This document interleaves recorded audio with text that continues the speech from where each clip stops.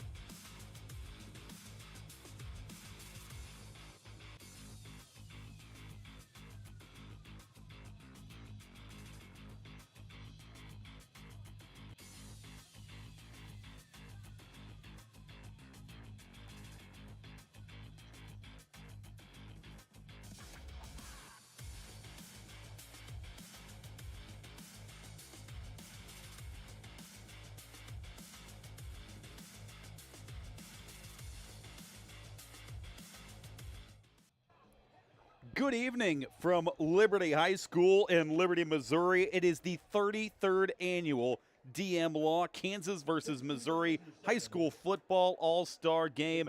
Happy to have you along. I am Tim Spurl. He is Chris Kamler, and this one is going to be fun. 33rd year that we've had this game, Chris. All-Stars from the Kansas side of the metro area versus the Missouri side of the metro area, and yet again, another absolutely loaded ball game tonight. We have got fantastic talent on both sides of the state line coming here tonight, Chris. This is going to be an awesome atmosphere. Tim, we've got over 100 kids on the field tonight from over 50 schools here in the metro, and I think all of them are going to be playing at the next level. So it's going to be fun to see these kids before you get to go see them on Saturday. I'm really looking forward to this one. You'll see them on Saturdays. You'll see them on Thursdays. We have got kids from the junior college ranks, the NAIA ranks, the Division II ranks, the D1AA ranks, and the Division I ranks. Got a couple of Army commits committed to this all-star game tonight. So you've got D1 all the way down through the JUCO levels, and chances are if you have got a school that you're familiar with, maybe you're an alumni of around the area, obviously a lot of D2, a lot of NAIA programs around the area. I think building. You're going to hear one of those schools be called tonight. A smattering of all the local schools pretty much has got a player out here tonight being represented. That's the other cool part of this. If you've got ties to a local program, chances are one of those kids is going to be wearing that uniform is playing tonight. Yeah, and make a note of these names because the world has changed in the transfer portal world. So somebody that you might see today, you may see at a D1 program in a year or two. And so it's going to be incredible. We've got a Simone Award winner on the field. We've got multiple all-state and all-conference award winners here, and it's just going to be a lot of fun. We are really, really excited to give this one to you. Here is a look at our roster. This is Team Missouri. Of note, you've got Jason Hicks out of Liberty, who is Jackson Hicks, sorry, out of Liberty. He is he's the reigning Simone Award winner going to Northwest Missouri State. And there's a ton of Grain Valley because we do have a lot of Grain Valley coaches coaching tonight. And so I'm really, really excited to see those. Here is a look at the Team Kansas roster. You've got fewer schools, but I think the power is out there. A couple folks from Mill Valley. You've got St. James. You've got state champions on that roster. You've got Aquinas. They're going to have a linebacker, LZ Slaughter and Will Callahan, the D-back. I'm really excited to see this, Tim. Hey, and we welcome our audience that was just turned on Sports Radio 810. Happy to have you along. You can also watch this game live at 810varsity.com completely free. So excuse us for the little hiccup there, but that's why the hiccup. We're already broadcasting live, so thanks for joining us now on Sports Radio 810. It is the 33rd annual DM Law Kansas versus Missouri High School Football All-Star Game.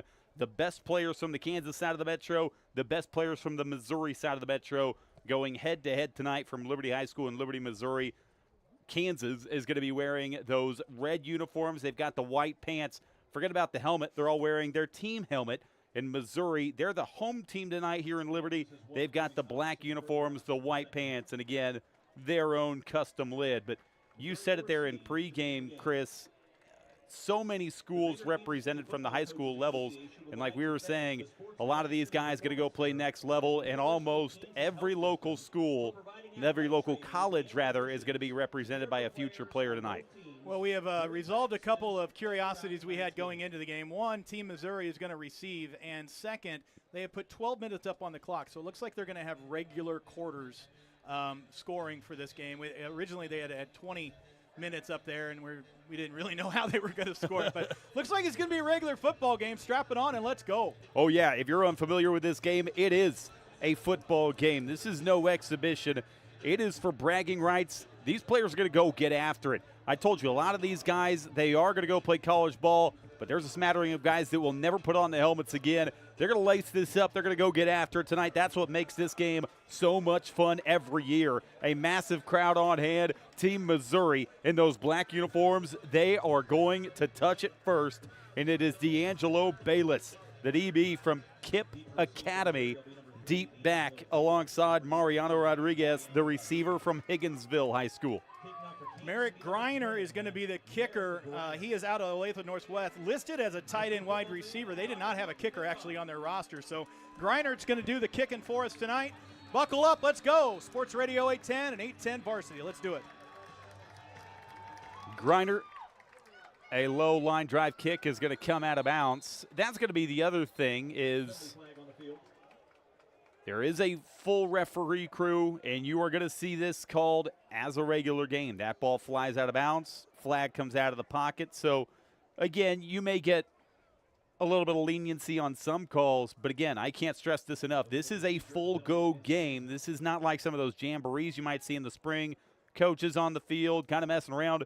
Absolutely not. This is for bragging rights. This means something to these players. They're going to play this as a regular high school football game. That's what makes it a lot of fun. And here we go. Team Missouri will take the field first behind quarterback Bryce Aldridge, committed to play at Pitt State next year from Park Hill South High School.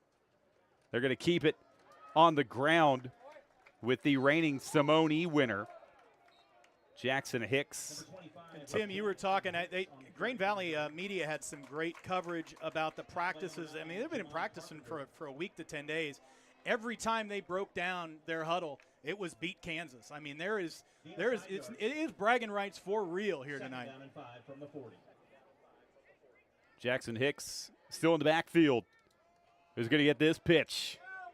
Hicks lowering the shoulder and then getting driven backwards short of the first down. Jackson Hicks, again, if that name sounds familiar, it's because it is. Won the Simone Award back in December.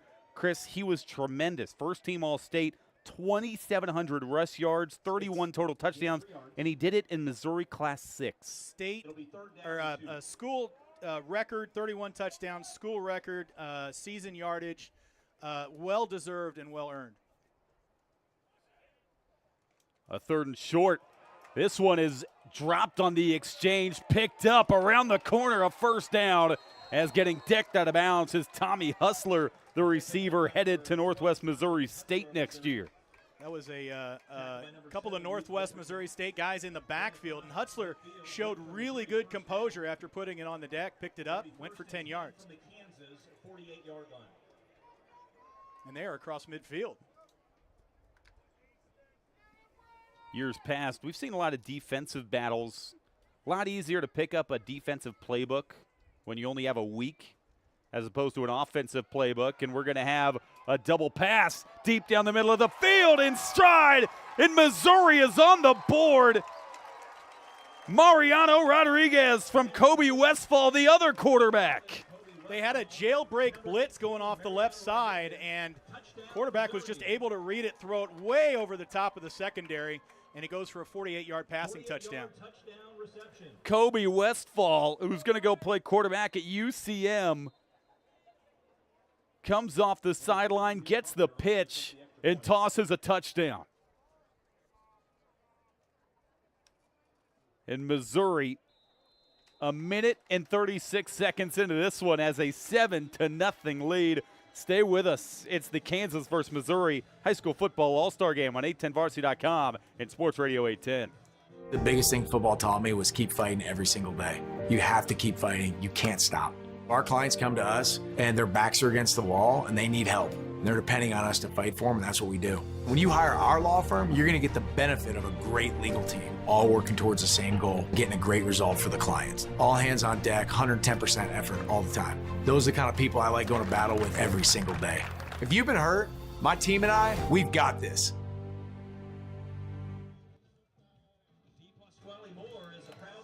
7-0 Missouri. Didn't take him long. Kobe Westfall played his high school football at Warrensburg High School, Chris, and he was tremendous. He was the Fontana Award winner. He threw for nearly 2,300 yards this year, 21 pass touchdowns. That number's great. But what if I told you he ran for 1,400 yards as well and 19 rushing touchdowns? You want to talk about a dual threat guy. Not a lot of guys did it better this year than Kobe Westfall behind center. Well, and that was a great play, a great execution, taking it over the top like that. And now going to see the Kansas offense for the first time this evening. Kansas led by Olathe Northwest head man Lauren Clark. He's got plenty of his assistants on this coaching staff for Team Kansas.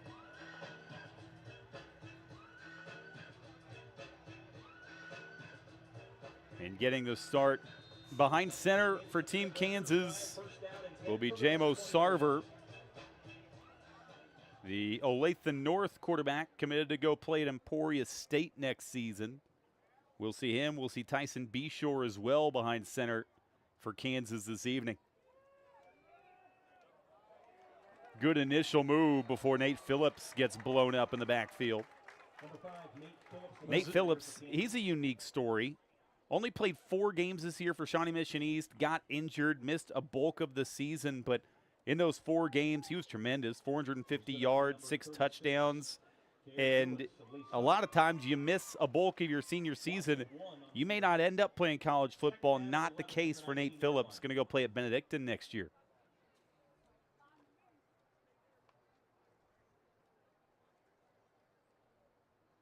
Second and 11 for Team Kansas after that call went for a loss of a yard. Sarver in trouble. Sarver goes down back inside the 10. Kai Reed, the Lee Summit North product, with a sack in the All-Star game. And already you're seeing some defensive dominance after that early touchdown by Team Missouri. They have come to play here in Liberty. Kai Reed was almost unblockable for Lee Summit North this year. 13 stops in the backfield, 5 sacks. The most ridiculous stat from Kai Reed's senior season, he had 3 defensive touchdowns from his D-tackle spot. That's not bad. Sarver pressured again. Oh, wow. And again he's dragged down by Kai Reed. This time a gain of about a yard. But Kai Reed, a monster on that defensive line. Number 12, Tommy. Well, that was just some speed to the backfield. Had to come from behind and catch him on the run. That was some really talented athleticism there. Tackled by number 5, Kai Reed. As a 4th and about stays out there. And now Sarver backpedals a little bit. And he will just pooch this one away. Drives Aaron Barr all the way back near his 30. Barr has got Missouri up across midfield for their second possession of the night. Already up 7-0. Aaron Barr, the Grain Valley product. Another cool story for you. Aaron Barr had several offers to go play football. However, he is going to head to Culver Stockton to not only play football, but also play baseball for the Wildcats.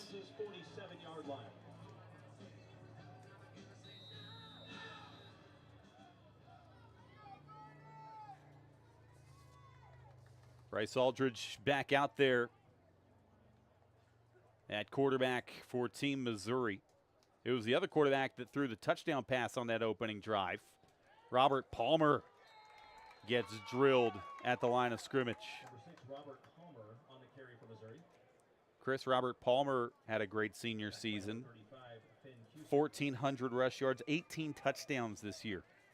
Yeah, I had a game of his last year, and it was he was the best athlete on the field. I mean, just plain and simple. Gain of 1 yard. Went to Grain Valley, one of those Grain Valley products we were talking about in the pregame. On a second down play. Out route is nowhere close to Quentin Henderson.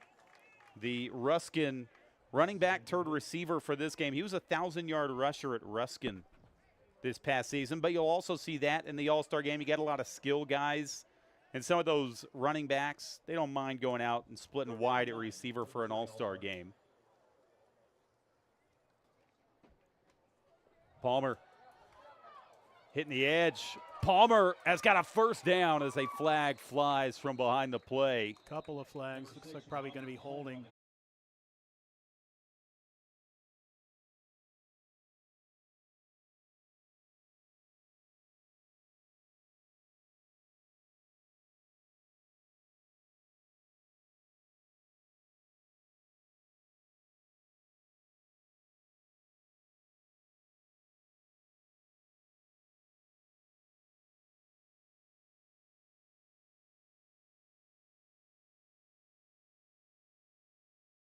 to leave with any injuries.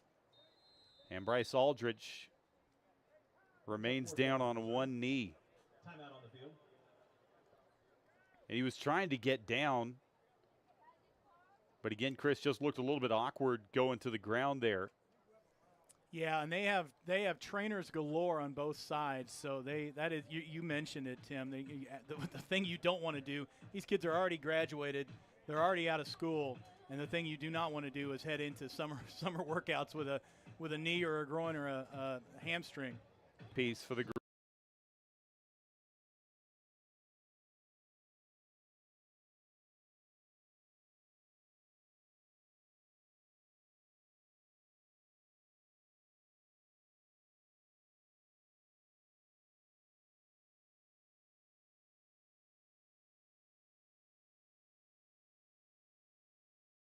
Gorillas, you would imagine, in the years to come. And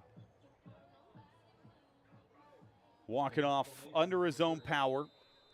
It was a punt situation anyway, 4th and long, and so Missouri set to give it back to Team Kansas, and Jamon Carpenter back deep. We'll watch this check up. And how about drive number 2 for Team Kansas, who went backwards on their opening drive. 7-0 Team Missouri leads. We keep you right here on 810varsity.com and Sports Radio 810. Tim Spurl, Chris Kamler alongside you midway through this opening quarter. Didn't take long for Team Missouri to get onto the board. Kobe Westphal found Mariano Rodriguez for a touchdown pass. And now, Chris, Team Kansas just has to keep Kai Reed out of the backfield. Well, they do, and that's easier said than done, obviously, because they had, 2 sacks on that last possession? He got a sack and stopped to play at the line of scrimmage over the middle. This one hauled in by Andy Watts, the Mill Valley product. A gain of exactly 10 yards and enough to move the chains. Andy Watts, just 28 catches in that Mill Valley offense this year, Chris, but he turned those 28 catches into 500 yards. It was an insane yards per catch rate. That's nearly 20 yards a grab. From the 29-yard line. Sarver. Good stiff arm, but still drugged down in the open field. Stop made by Eli Burtz. Kansas run by number 21, Max Armstrong. It was Max Armstrong, the Olathe South running back, trying to hit the edge, but a better tackle from the Blue Springs linebacker that's going to go play at Northwest Missouri State next year. A lot of Bearcats on the field right now, and in this roster. Burtz had 111 tackles this past season as a senior.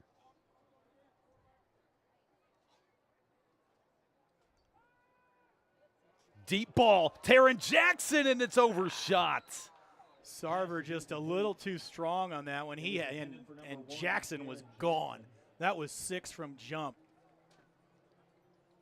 Taron Jackson, explosive, I think, is appropriate when talking about Taron Jackson. Nearly 1,400 receiving yards this year in that Bishop Miege offense, 13 touchdowns. He played for Miege, truly played from his freshman year on. He is a special athlete. Anybody that can do that at a school like Bishop Miege, that is, that's really saying something. There are a couple of Stags playing tonight. Finn Cusick on the defensive side of the ball as well. Sarver is going to keep this one and get ushered out. Set up a 4th down. Andover Central toppled Miege in the 4A state championship this season, but Miege was obviously the 2023 champions down there, and that Central Miege game was really, really good. It was, and Taron Jackson, did you know, had 3 touchdowns in that game. I know now, Tim. Thank you. Yeah, you're welcome. I know, because I was there. 4th down opportunity for Team Kansas, and instead of going for it, they will opt to boot it away yet again. And this time the aforementioned Taron Jackson is down there and helps to get this ball down with his running mate Andy Watson. Here comes Team Missouri again. And I told you, again, you've only got a week. You're kind of shotgunned into prep here. Defenses, keep it pretty simple. Offenses, you want to install cool things, but You're probably not a lot easier to pick up the defensive Yeah, stuff. you're not going to go real you know, this is the first 1 or 2 pages of the Madden playbook. This is not anything you've got. Defenses kind of talk a similar language between schools, and so you're working on skill from a defensive line standpoint. The coaches can really kind of get in and work on skill that you're going to need at the next level, and they just say whether you're blitzing or not, really. First and 10 for Missouri. That's why you don't see a lot of shootouts in this game. Kobe Westphal is in at quarterback as Leonard Butler breaks tackles into the secondary. Leonard Butler is across the 50. Another explosive run from the Ruskin product. I'll tell you what, I like the fact that he's from Ruskin, because Ruskin, God love you, they are overdue for a football program, and it was really nice to see that run and really nice to see him coming out of Ruskin, and there was a flag. Was there? No. Oh, no, I'm sorry. They just pushed it back. He was a 1,000-yard rusher this year at Ruskin. See if he gets the give again. Instead, Westphal will keep it and get blown up. Tattooed Bo Gardner, the Spring Hill linebacker, drops him at the line. Kansas number 31, Bo Gardner. He did drop him. That did not fool anybody on that right side. Tell you what, this Kansas defense has been gouged a couple of times in this opening quarter. And don't think those defenders are unaware of that. Oh, this one dropped on the exchange, and Westphal covers it up. Tried to get it over to Jackson Hicks, and there was some miscommunication. And you're going to see that in these All-Star games because everybody's timing is a little bit off. But that could have been disastrous for Missouri. That is the tough thing. A lot of these teams run that read option mesh look, but just because you run it, you know how to run it, doesn't mean those exchanges are going to go cleanly. We've already seen a couple of dropped exchanges in this first quarter. 3:11 to go in this opening quarter. Still 7-0 Missouri. Here's a 3rd and long. Westphal. A screen is dropped by Joey Berg, and it's going to be 4th down, and Missouri will punt again. 4th down for Missouri.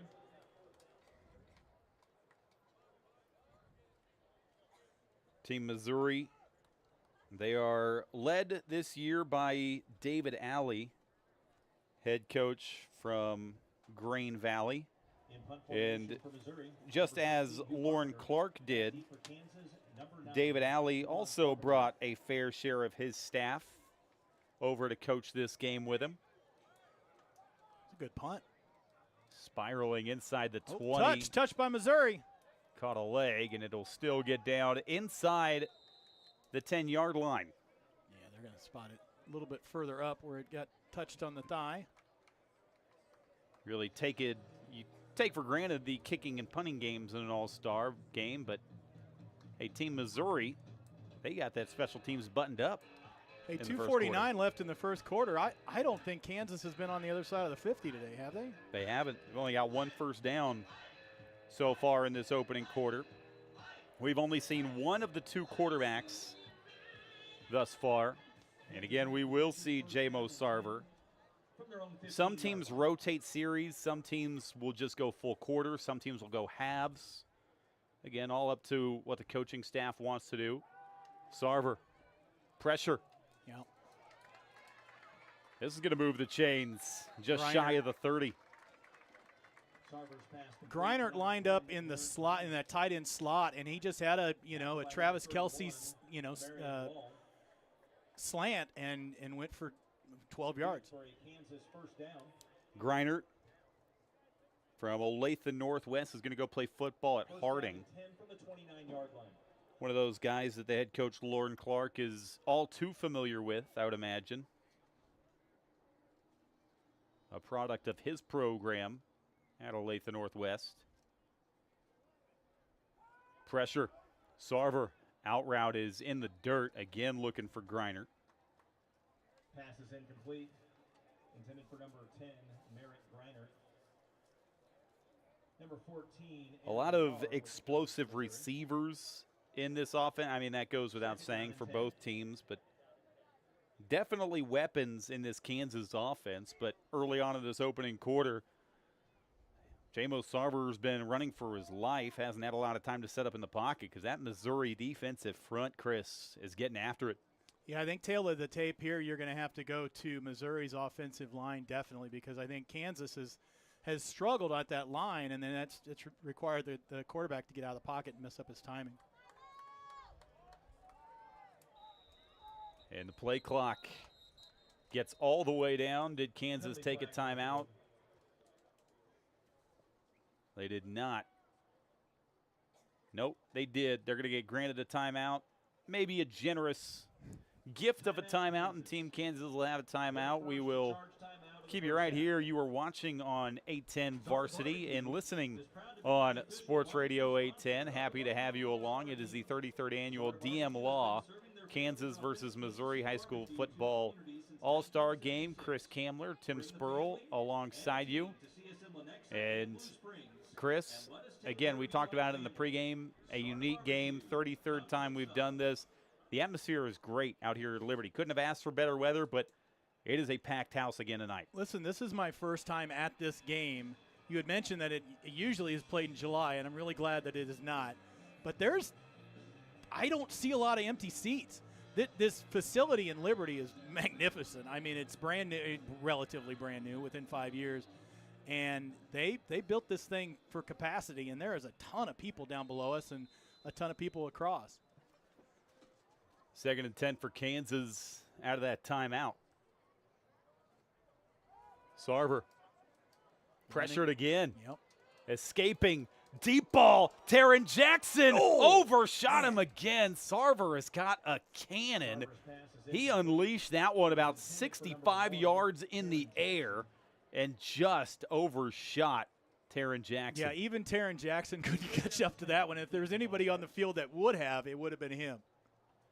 Chris, he released that from about the 25, and it hit on the 10. Yep. And he's rolling slightly to his left when he makes that throw. 65 in the air. That's the thing. Rolling to your right, I get it, but rolling to your left, that's some skill. Going to go play at Emporia State, and that is a wide-open offense in Emporia. They throw it a lot. And they probably don't mind that you've got an arm like that. Mm-hmm. 3rd down over the middle into no man's land. Griner got beat up in the congestion over the middle, and it'll be 4th down again for Team Kansas. 6'3", 223 for Griner, listed as a tight end wide receiver. He was a tight end on that play. Just a little bit behind him.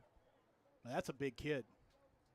Speaking of big kids, and that's another reason that Emporia State's excited about Jamo Sarver. He stands 6'2", 200 pounds. That's a guy that can see down over the line. And again, he's got a big arm. He's going to be special. And he's back in punt formation. Line drive punt is going to be taken on the run, making a one-man miss. Is Rodriguez. Oh, boy. Hitting the near sideline. Look out. Blocking. Rodriguez. Spinning away from Sarver. Mariano Rodriguez with a house call. The 2nd touchdown of the night for the Higginsville man. He was down 3 times, Tim, and somehow Mariano breaks out of it. Look at that. That's crazy. Hey, we got to cut some highlights for Mariano Rodriguez. He caught the first touchdown of the night, and he returns this punt, breaking about 15 tackles on his way to the crib. Lafayette County, you have sent us a good one. Wow. 14-0 on the back of Mariano Rodriguez. Team Missouri with a 2-touchdown lead in the All-Star game on 810varsity.com and Sports Radio 810.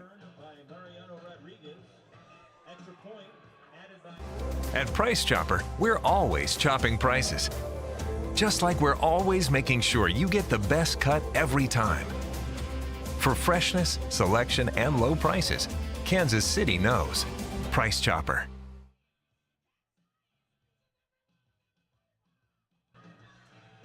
Mariano Rodriguez, the Higginsville High School alumnus now is putting on a clinic, Chris. A touchdown catch and that electrifying punt return. Well, I think he might be your early odds favorite for player of the game. I would think so. Not too shabby. Not a bad start. Back deep for Kansas, number 9, Jamon. And now Team Kansas needs to get going. 2:05 to go in this first quarter. We've got number 16 kicking off. The only problem is I do not have him on my roster. Maybe Tim, who does copious more recent. Jesus, that was a heck of a boot. Will go into the end zone. And if you thought I had a 16, you guessed incorrectly. I don't either.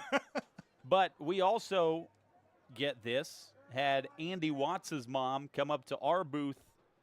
I was wondering what that was about. Yeah, just as we went on the air, and she had to tell me, hey, he's wearing a different number than what he's listed as. So, well, I mean, a lot of these, you get kids swapping in the locker room, and you get kids, this one's too big. Let me go find a smaller uniform. Hey, I identified 16, by the way. That's Hugh Carpenter, the Blue Springs South kicker. We had a change earlier. Don Bruce was wearing 68 for Missouri. Now he's wearing 37. You said center eligible. I said I like it. Kai Reed again making a stop in the backfield. Yeah, there's not a lot of highlights going to be cut of the offensive line here for Kansas so far. I think they need to stiffen up and really Sarver and we haven't seen Beshore yet, but Sarver has not had a lot of time to do much of anything in the pocket. Loss of 4 yards. Second down and 14. It has been the JMO Sarver show in this first quarter. I told you both coaches obviously will play their quarterbacks differently, and it's been Sarver all quarter so far. So they may be doing a quarter system for Team Kansas over the middle. Diving grab. 13, who you got, Tim? Andy Watts. Again, thanks to his mom, we wouldn't have known. Oh, yeah, okay. He was listed as 2 in the roster, but thanks to Mrs. Watts coming up, letting us know, he's 13 tonight. So that's Andy's first catch as we hit a minute to go first quarter. Hey, here's a little pro tip. If you're listening at home, if you're watching online, tell us early. We want to know until 2. I mean, if you tell us 2 hours after the call, I mean, that's not going to help anybody. Right. So yeah. Be like Andy's mom. Exactly right. Third down play for Team Kansas. John Whitener motioning out of the backfield, and Sarver again running for his life. He's just going to have to dump this one into danger and incomplete. D'Angelo Bayless broke on it, but it hits the turf. And it's going to be another 3 and out for Team Kansas. So I haven't seen Nate Phillips, Max Armstrong, any of the running backs really called their number yet. I think that might help just trying to blow through that box a little bit to open something up because this everybody go long and pass thing is not working right now. That's where you got to find that fine balance between, hey, it's an all-star game, let's go have fun, and, hey, it's an all-star game, let's go win. Yeah.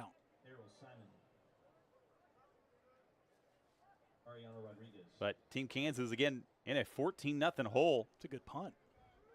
Rodriguez, again, will touch this one. Rodriguez just tripped up, shy of the 40, and a good tackle by Parker Chase, the St. James receiver. St. James 6-5 in the regular season last year, but that's always a team that's dangerous. Of course, they play in that EKL, so I mean you're going to have a rough schedule, and then you get to go play down a little bit and kind of make some hay in the postseason. But they had an incredible postseason run. Mm-hmm, yep. If you remember, like you said, rough regular season, sub 500 in the regular season. As a matter of fact, I want to say they made it to the 5A semifinals. You're right. Yep. Keeper on his feet across the 45. Good move, has taken down hard from behind was Kobe Westfall. Well, that move took it from a gain of 8 to a gain of 10.5 and moved the chains. That was a nice designed run by Westfall out of the backfield. anymore, any high school quarterback has got to be able to run the ball. I mean, that's a given. Now we've got a timeout on the field, and that is the end of the first quarter. We're going to take a break here on Sports Radio 810 WHB and 810 Varsity. You're watching the 33rd annual DM Law Missouri-Kansas All-Star Game. Of the Kansas City area business community. We want to thank our sponsors for their support. I think building a great football team and a great legal team are the same. You need to get multiple different parts, make them function in the same direction going forward with one goal, and that's success. In the legal world, success for your clients. I don't just pick anybody to work on this team. I pick the ones that are willing to go all the way for our clients, and that's what it takes to win. We're built for success, we're built for winning, and I want my team to win for you. If you've been hurt, my team and I, we've got this. Make Chicken and Pickle in North Kansas City your spot for good food, good friends, and great family-friendly fun. Chicken and Pickle offers indoor and outdoor pickleball courts, delicious food, yard games, a full bar with seasonal cocktails and local favorites, plus so much more. Known for their wood-fired rotisserie chicken, burgers and wings, salads, and hand-cut fries or tots, there's something for all ages at Chicken and Pickle. It is the coolest backyard you'll never want to leave, located at 17th and Burlington in North Kansas City. Anyone told you that you should do PA? Well, just an idea. I don't know. How'd your game go? Well, Tim told me I need to go back to PA. It's a compliment. That was a really good ad read. Hey, man, my Fridays and Saturdays are going to be busy this summer. So. That was live, is what people don't realize. That wasn't pre-recorded, baby. That was off the top. We'll do it live. Did it in one. All right, Chad sent that to me yesterday, and I was supposed to record it, and I'm like, well, I'll just do it. No, I prefer the live. You can spice it up as you go. 14-0 here. Screen pass, Quentin Henderson. The Ruskin receiver gets put in a blender and dropped near the 43-yard line. He's explosive. Told you, ran for 1,000 yards this year playing receiver tonight, and you saw, just put the ball in his hands and let him go to work. Well, there's only, I mean, they have a couple of athletes listed on the roster. I mean, most all of these quarterbacks and running backs and let's face it, wide receivers, they could play any position. It's just how fast they are, and oftentimes when they do move from high school to college, they'll switch positions. They'll switch offense to defense or vice versa, just on their athleticism. Westfall in trouble. Westfall somehow gets out of the backfield and is actually going to get out near the first down marker. What a fight from the Warrensburg quarterback. Okay, this is not going to probably show up on any box score, but Jackson Hicks out of the running back position had a block on the guy who was coming in to sack, and that turned it into from a loss of 4 to a gain of a couple. So that's credit Jackson Hicks on that. That was a smart Simone winning play right there. Yeah, how about the Simone winner picking up a free blitzer in an all-star game in June? Tell me that kid doesn't love football. And he'll get the ball.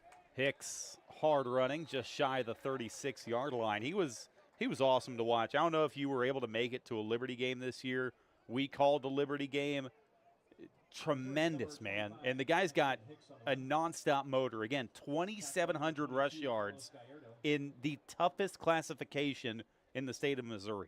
Well, and he's only 5'8", 165, and you saw it on that run there. He's just a bowling ball through and a downhill runner, and that's going to play. But Isaiah Pacheco-esque, really, in that respect. And again, going to go play college football at Northwest Missouri State. I'd imagine they're pretty fired up to get him. Oh, this one is blown up in the backfield. Josiah Young, the future Pitt State gorilla, making the stop. Yeah, Hicks couldn't get a body on that one. And that Young was just untouched. Went to Olathe East, first team All-State in 6A this year. He had 6 sacks playing against the best Kansas has to offer.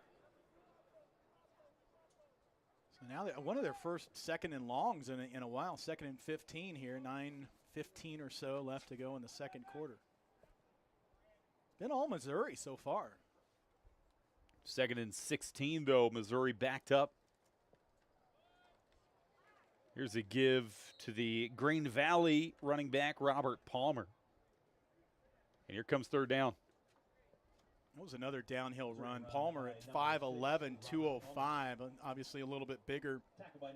But, you know, he just had a head of steam and was able to turn that 2 or 3 yard run into a 4 or 5 yard run. Jackson Hicks back on into the backfield. Quentin Henderson also back onto the field. He'll be in the slot on this 3rd down play. It's been the Kobe Westfall show. Behind center, he wants to go to the air. A lot of time. Westfall sensing trouble. A long run. Westfall getting a peelback block. And now he's finally caught from behind. Errol Simon from Eudora chased him down. Hicks tried to hold off the entire defensive line, but that wasn't going to happen. That's some speed off that D-line. Hey, we've told a lot of cool stories so far. Errol Simon is one of the cooler stories. All right. Missed his senior season with a broken collarbone. Lost 5 yards. Right. And shoot, you miss your senior season, man. Maybe try to go walk on to the program. Yeah. Not the case. Baker had already seen enough. He is going to go play for one of the best NAIA programs in the country next Baker's year outstanding. at My Baker. goodness gracious. Good for him. And he didn't play a snap in his senior season. Got a timeout, Missouri. Timeout, Missouri. Let's take it with him. We'll take a timeout here. 7:33 left to go in the second half. It's been all Missouri, 14-0 on the 33rd annual DM Injury Law Mocan Missouri All-Star Game. Football teaches teamwork, perseverance, The sport of football taught me so much, and I owe all of it to the great coaches I've had in my life. They taught me not only about winning, they taught me how to be a leader. And they inspired me to build a winning team of my own. Like any great team, a great legal team needs the ability to dig deep and to win.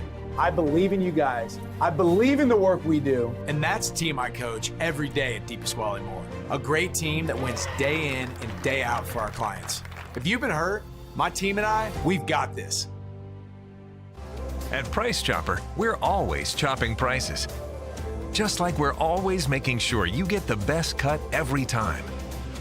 For freshness, selection, and low prices, Kansas City knows. Price Chopper. Tim, you mentioned my public address announcing career. I am the voice of North Kansas City High School along with a whole bunch of other places. But thankfully, Northtown went up to Liberty this season, and thankfully they're coming down to Northtown this year, and I will not see Jackson Hicks, which I'm very, very happy about. Yeah, he was a nightmare for a lot of teams, and boy, he took a Liberty team that people weren't that high on last year, remember, in the preseason, and he took them very deep into the Class 6 playoffs this year. It wasn't a one-man show, not saying that, but he was a big part of what they did, and it absolutely I wouldn't say revived, but put a lot of energy back into the Liberty football program, a Liberty football program that had been down a little bit compared to where they think they should be the last couple of years, but Jackson Hicks put him right back on the map last year. Final Four appearance for Liberty last year, and really it's all about it's a lot like Ohio State, Michigan. It's did you beat Liberty North? It is what they yes. say. This is one city that lives, breathes, and eats Liberty North football. And for the first time tonight, we see Tyson Beshore, and he is going to take a shot. Taryn Jackson down the sideline, but it's intercepted. He threw into a crowd and kind of threw it up a little higher than he wanted to, and that was gobbled up. Tristan Page, the Van Horn corner, picks that one off. He's going to go play his college ball at Nebraska Wesleyan. And if they're able to get a highlight of that one, they're going to love what they just saw. Tristan Page high-pointing that deep ball, single coverage with a burner. And Taryn Jackson, but he was step for step with him. They made a really good play on the football. And Team Missouri, once again, short field here. Right back out there, already up 14-0. And Bryce Aldridge back out there.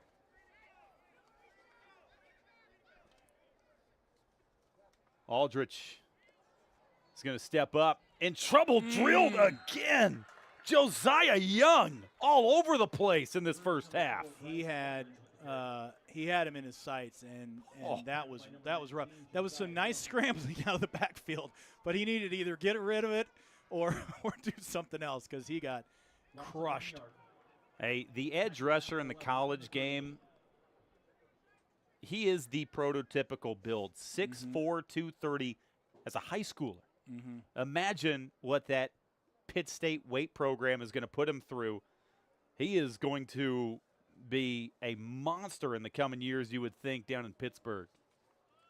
Palmer making a cut and chased down by Josiah Young, but there is a flag down. Good lead block by Jalen Williams out of Oak Park, another Northlander. I think the penalty might be on. We'll see what the penalty's on. He took his defender to ground pretty weirdly. A face mask is the call. Hey, where's his ref mic? I'm not going to be the Come one. on, Tim. Where is it? With the head official, and hey, our hat tip is always to the officials. They don't have to come out for an all-star game. They did. Boy, he got after me, asking me where his stadium mic was. I had to let him know that I was not in charge of that. So I made a friend tonight. Wrong place, wrong time. Automatic first down moves the chains for Team Missouri. Aldrich, Palmer. Ooh. Can't get away from Garrett Clark, the Mill Valley product. Nice play by that Jaguar. My goodness.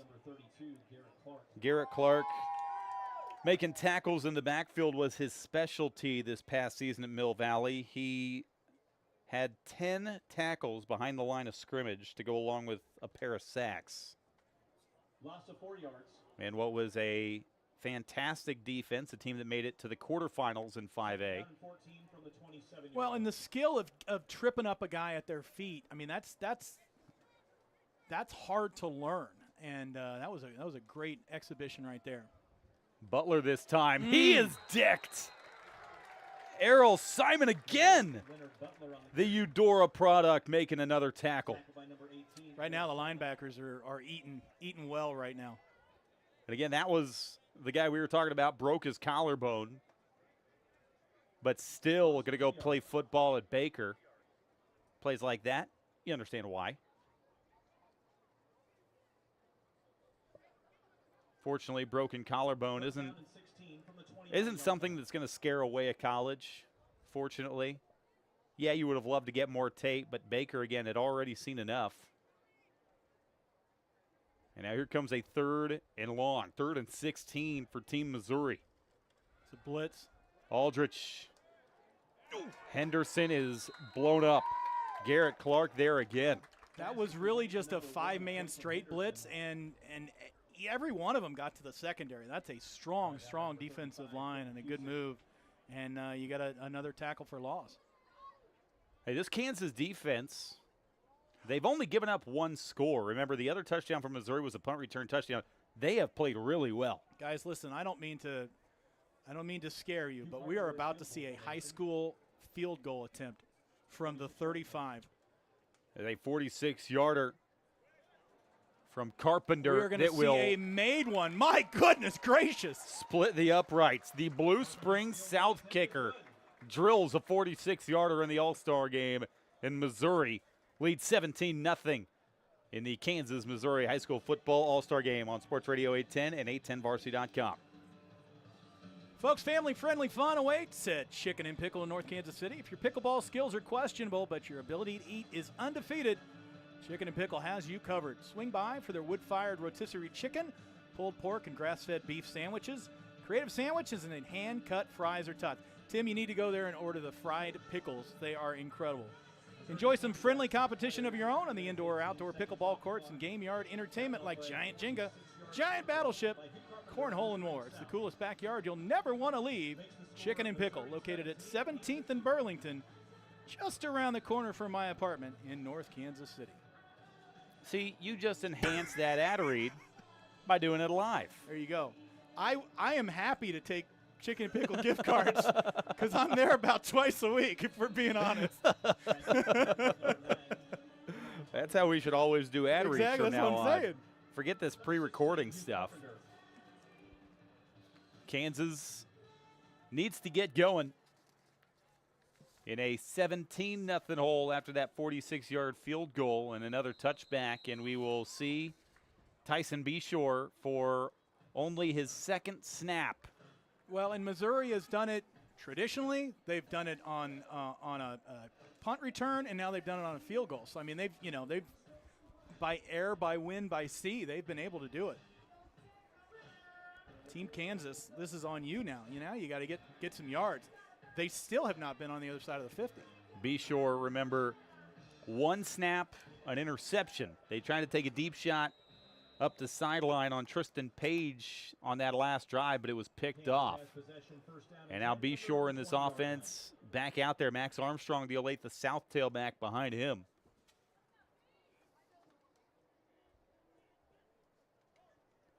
And he's going to get the give. Armstrong out across the 25, and you were clamoring for it. You like smash mouth football in an all-star game, and Kansas finally keeps it on the ground for you. I mean, going to the air was problematic, and now, I mean, just let's see what your MoCan all-star running backs can do. They've got a stable of them. And one of those guys, Nate Phillips, going to go play at Benedictine from Shawnee Mission East High School in the backfield right now. Beshore, trouble immediately. He's just going to throw this one away. Yeah, he turned and was staring into the eye of two black jerseys. Some fancy footwork there by a member of the press with a camera, and that ball was coming right in her living room.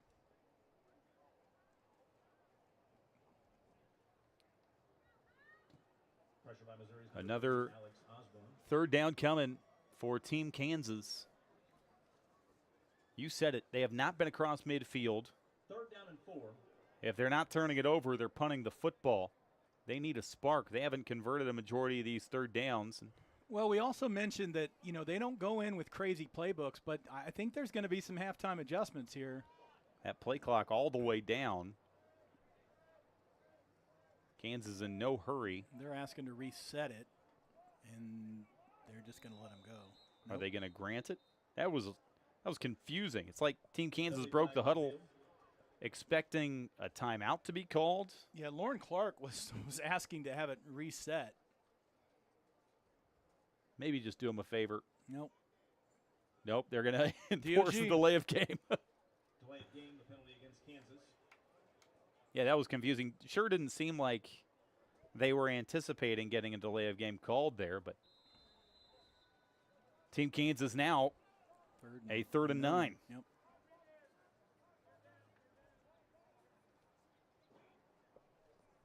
The 3 to the right side.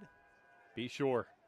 Deep ball again for Myers over the shoulder. Look at that. Quinn Myers down the sideline. You're not going to catch him. Touchdown. Beshore to Myers, and Kansas is on the board. Outstanding. Quinn Myers out of Blue Valley West. What a catch, just in stride, right over the right shoulder, and a perfect dime by Beshore. Gets Kansas on the board. Hey, Quinn Myers is so explosive. He was unbelievably fun to watch at Blue Valley West this past season. 78 catches, just shy of 1,000 yards, 11 touchdowns. The kid is undersized, but he's a tremendous athlete. That team finished ranked 5th in the state of Kansas, according to On3, and number 7 in the Metro, according to A10 Varsity. That was a great, great team. Extra point up and through life from Team Kansas, back to a 10-point game. All-Star game starting to pick up on Sports Radio 810 at 810varsity.com. At Price Chopper, we're always chopping prices. Just like we're always making sure you get the best cut every time. For freshness, selection, and low prices, Kansas City knows. Price Chopper.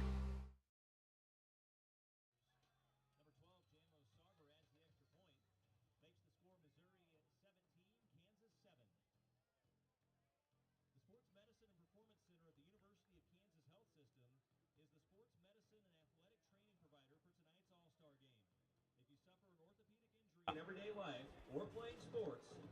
Tyson Beshore, the former St. James quarterback, completed 69% of his passes this year, 13 touchdowns, only 2 interceptions.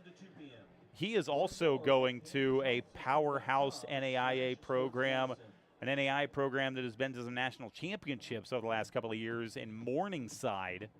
That is a really cool story to follow for Tyson Beshore, who also ends up at one of the premier NAIA programs in the nation. Well, I think you were in break, Tim, but I was mentioning that, you know, in the age of the transfer portal, find a kid you like and set your Google alerts for him, because he may be at Morningside one year, he may be at Oklahoma the next year. I mean, it's just that kind of fluctuation, and you know, these kids have a great year. They go into the portal and really start to take off, and in the age of the NIL, you know, they start to make some money too. Well, and even tonight, man, this is an all-star game. These kids were the best kids on their teams, the best kids in their conferences, some of the best kids in the state. And even tonight, Chris, there are still a couple of guys that you're like, man, that guy looks head and shoulders better than a lot of the guys on the field right now. A lot of these guys, yeah, you're right. They may not be committed to go play major college football next year, but boy, some of these guys sure look like they have the makings of it in the future. Well, you talked about, you know, kids getting on the Pittsburgh State, you know, diet and trying to bulk up their. I mean, you may be a completely different athlete in a year from now than you are right now, and that's going to be more attractive to some of these other teams. 2nd and 5, Missouri going quickly. It's only a gain of a couple of yards for Leonard Butler. And a lot of guys are also committed to go to some JUCO programs, so you know they're going to end up somewhere else. But, yeah, in today's day and age, I know you're coming out going to an NAIA program, a D2 program, and even if the kid is not all that fired up about it, shoot, your future is still completely in your hands. Go make something happen at the next level. And all these kids know it. But hey, it's still a privilege to go suited up at the next level, and I think they understand that too. What a tackle in the backfield. There's a little bit of pep in the step of Kansas all of a sudden. And we got ourselves a football game. Bo Gardner, the Spring Hill linebacker, blew that one up. And is that going to set up a 4th down? Sure is. Timeout Kansas, it looks like. And so Team Kansas with 90 seconds to go in the first half. They were spiraling down 17-0, but a deep ball from Beshore to Myers makes it a 10-point game, a 3-and-out, and Team Kansas is going to have a chance to make it a 1-score game going into halftime. And depending on what this punt looks like, they may have a short field to do it. However, we told you Missouri's got that special teams buttoned up. Hugh Carpenter, we've said his name a couple of times. He's been tremendous. Bombs. He's been hitting bombs. He's connected on some beautiful punts inside the 20, and he also drilled a 46-yard field goal, remember, in the Blue Springs South punter. I didn't know you were allowed to kick field goals in high school football anymore. I mean, that's incredible. That's amazing. Much less 46-yarders. I call a lot of North Kansas City football games, so we don't have a lot of kicking or a lot of forward passes. So we're still learning the game. Another punt is going to be driven inside the 20. My goodness. Hey, Hugh Carpenter, if you were wondering, he does have a future on the next level, Northwest Missouri State. We keep saying it. Another guy headed to Northwest. You know, we can pull analytics off the YouTube stream. It may just be all dots around Maryville that are watching, because you are watching a lot of the kids that are coming up next year, and you should be very, very happy if you're watching this program. I want to say he has put 3 punts inside the 20 tonight. He has. As well as that field goal he connected on. He was the only kicker on either roster as well, and we certainly understand why. 1:22 to go in this first half. Can Team Kansas do something? Beshore On the run. Oh. Be sure tattooed near the 5-yard line. Nathan Alexopoulos, the Lee Summit linebacker. He had a head of steam coming out of the backfield. He didn't start with a blitzing move, and then he finally just took off when the quarterback scrambled, and he was able to catch up easily and drop the quarterback. Second team All-State in Class 6. He's going to go play at Missouri Western. Another MIAA name drop. And now we're inside 40 seconds, and now Team Kansas, a little bit of wind out of their sails after that one. Not in a hurry necessarily. Greinert keeping his feet. Greinert dragging a man out near the 20. God, he is fun to watch, isn't he? Down to 26 seconds to go in this first half. Whistles, I believe, for a timeout. Yeah. With 26 to go before halftime. Maybe time for a couple of deep shots for Team Kansas here, button up on halftime. Well, we saw their only touchdown was just a you go long, you go down to the fire hydrant, and I'll chuck it to you, and that was exactly what Kansas needed. They make a couple of adjustments, get a play or two here. We got ourselves a ball game in the second half. Well, and don't forget that they have also overshot Taryn Jackson twice. They've gotten behind this Missouri secondary. It's just been a matter of 21-17. Yeah. So, but then again, I'm not sure that Team Missouri is going to be in single coverage here with 26 seconds to go and 80 yards at their back. You're going to have quite a few kids in the secondary, I believe. It looks like they're setting up for a three-man front. Yeah, they might give a little cushion on the edge here. Third down and 1 for Kansas. The old 3-4-3 defense. Two running backs, only two receivers with 26 to go in the second quarter. And now they motion Phillips out of the backfield. Bishore trying to set up a screen. He's got the Shawnee Mission East tailback out near the 30-yard line. Nate Phillips moves the chains. And he may have gotten out of bounds. Clock is stopped at 19 to go. Yeah, Kier Lewis off the left side out of Lee Summit. We're not doing no prevent defense. I'm going after the quarterback. Phillips did get out of bounds.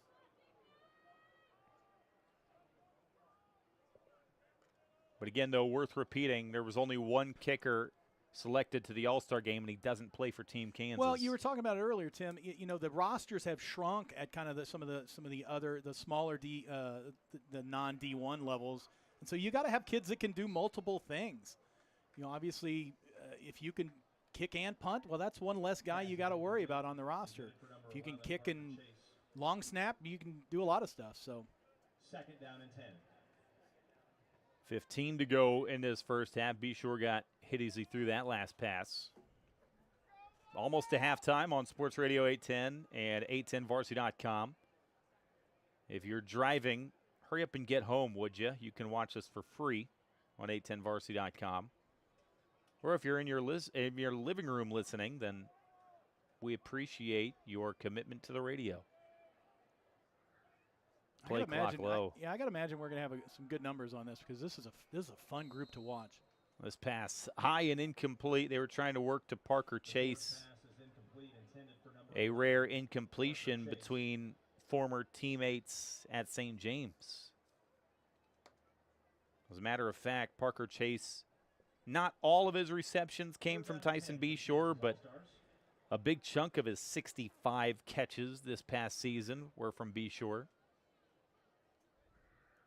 Bishore battled some injuries in his senior season, but again, he was critical in that deep playoff run they made all the way to the semifinals in 5A.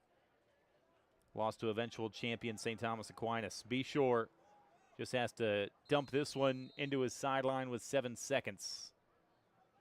That's going to bring up a fourth down for Team Kansas. And I think Bishore is also their punter. Or no, I think looks like they're going to bring Sarver back out to punt. No, Bishore.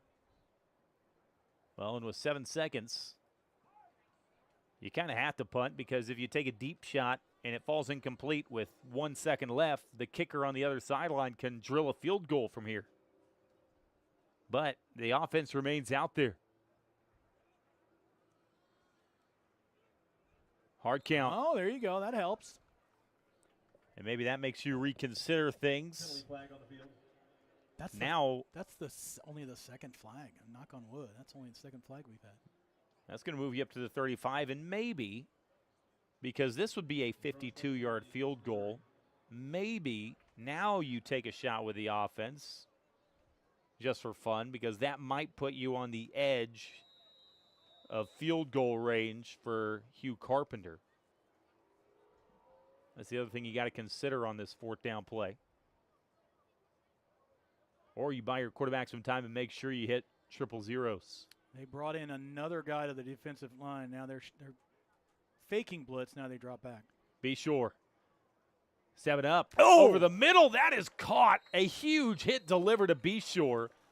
J.J. Crawford moves the chains, but we are triple zeros. We've hit halftime. They got to pull Tyson Be Sure up off the turf in a violent hit to end the first 24 minutes. 17-7. Team Missouri in the driver's seat. They've been there since the opening series of the ball game. It's halftime. We step aside. Missouri with a 10-point advantage on 810varsity.com and Sports Radio 810. The biggest thing football taught me was keep fighting every single day. You have to keep fighting. You can't stop. Our clients come to us and their backs are against the wall and they need help. And they're depending on us to fight for them, and that's what we do. When you hire our law firm, you're going to get the benefit of a great legal team, all working towards the same goal, getting a great result for the clients. All hands on deck, 110% effort all the time. Those are the kind of people I like going to battle with every single day. If you've been hurt, my team and I, we've got this. At Price Chopper, we're always chopping prices. Just like we're always making sure you get the best cut every time. For freshness, selection, and low prices, Kansas City knows. Price Chopper. Hey folks, Chicken and Pickle in North Kansas City is your spot for good food, good friends, and great family-friendly fun. Chicken and Pickle offers indoor and outdoor pickleball courts, delicious food, yard games, a full bar with seasonal cocktails and local favorites, plus so much more. Known for their wood-fired rotisserie grill, chicken, burgers and wings, salads and hand-cut fries or tots, there's something for all ages at Chicken and Pickle. It's the coolest backyard you'll never want to leave, located at 17th and Burlington in North Kansas City. I think building a great football team and a great legal team are the same. You need to get multiple different parts, make them function in the same direction going forward with one goal, and that's success. In the legal world, success for your clients. I don't just pick anybody to work on this team. I pick the ones that are willing to go all the way for our clients, and that's what it takes to win. We're built for success, we're built for winning, and I want my team to win for you. If you've been hurt, my team and I, we've got this.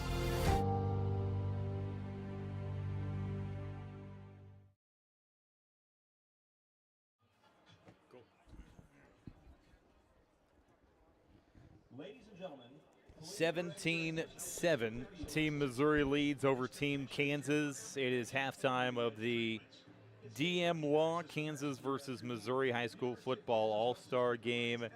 The Greater Kansas City Football Coaches Association puts this on every year, and Chris so far putting on a show. Speaking of putting on a show, Mariano Rodriguez, a pair of touchdowns. The receiver from Higginsville caught a deep ball from Kobe Westfall to open the scoring, and then followed it up a few series later with a punt return touchdown. He's been responsible for 2 of the 3 touchdowns we have seen.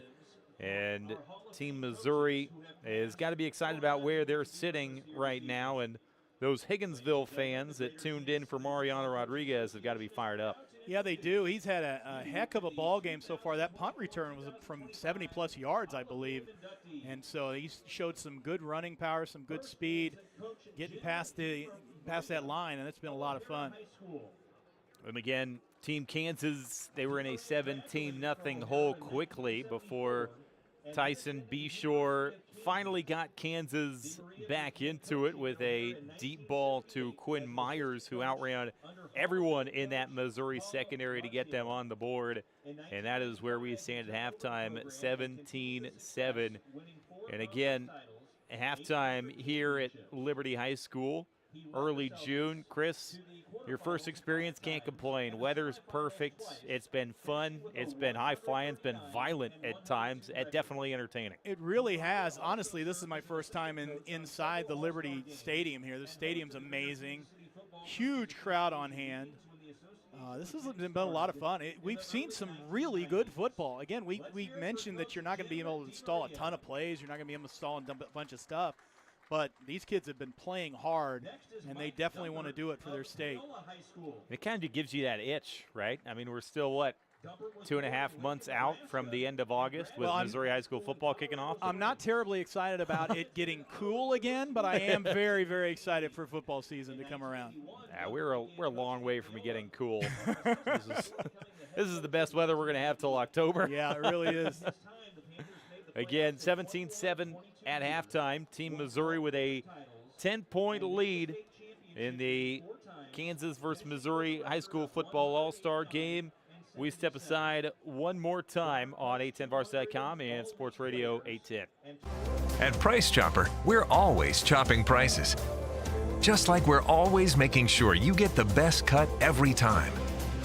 For freshness, selection, and low prices, Kansas City knows. Price Chopper. The sport of football taught me so much, and I owe all of it to the great coaches I've had in my life. They taught me not only about winning, they taught me how to be a leader, and they inspired me to build a winning team of my own. Like any great team, a great legal team needs the ability to dig deep and to win. I believe in you guys. I believe in the work we do. And that's the team I coach every day at DePasquale Moore. A great team that wins day in and day out for our clients. If you've been hurt, my team and I, we've got this. From 2000 to 2011, Lewisburg advanced to the state championship game in 2007 and won the Kansas 4A title in 2010 with a perfect 14-0 record. Griffin led the Wildcats to the playoffs in 10 of his 12 seasons and finished with a career 113-44 record. He also served as an assistant at Drexel Missouri High School, helping that program to a Missouri 8-man championship in 2021. Put your hands together for Coach Gary Griffin.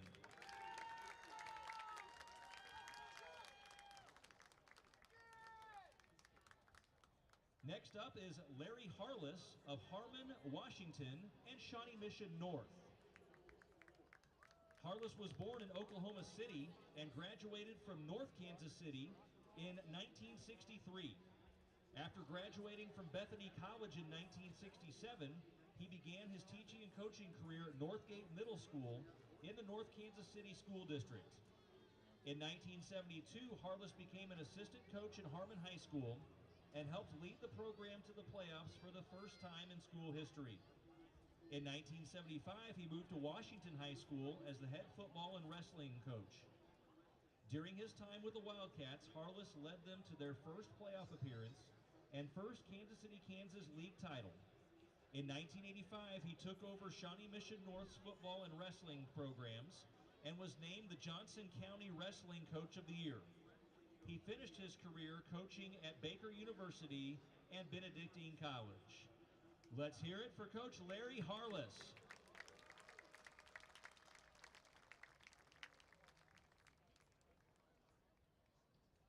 Next is Mike Hedrick of Lone Jack, Holden, Pleasant Hill, and Raytown. Hedrick graduated from Holden in 1987 and then played football at Missouri Valley College, graduating in 1992. He served as an assistant coach at Blanchard, Oklahoma, Fort Osage, Blue Springs, Richmond, Park Hill South, and Kearney. Hedrick was a head coach at Lone Jack, Holden, Pleasant Hill, and Raytown. During his time as a head coach, his teams won 7 district championship games and 3 quarterfinals. Hedrick also led Lone Jack and Holden to their first ever state semifinal appearances, finishing with a 94-82 record. He has served on 9 all-star coaching staffs for the Missouri Lions and Greater Kansas City Football Coaches Association All-Star Games. Hedrick was named the KMZU Coach of the Year in 2012 and served as a district representative for the Missouri State High School Activities Association. How about a big hand for Coach Mike Hedrick?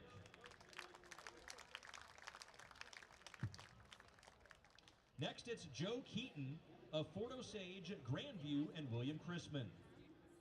Keaton was born in Adrian and graduated from William Chrisman in 1958. He graduated from the University of Central Missouri in 1962 and began his teaching and coaching career at Fort Osage. Keaton moved to Grandview in 1965 before starting his college coaching career in 1968 at Kansas State.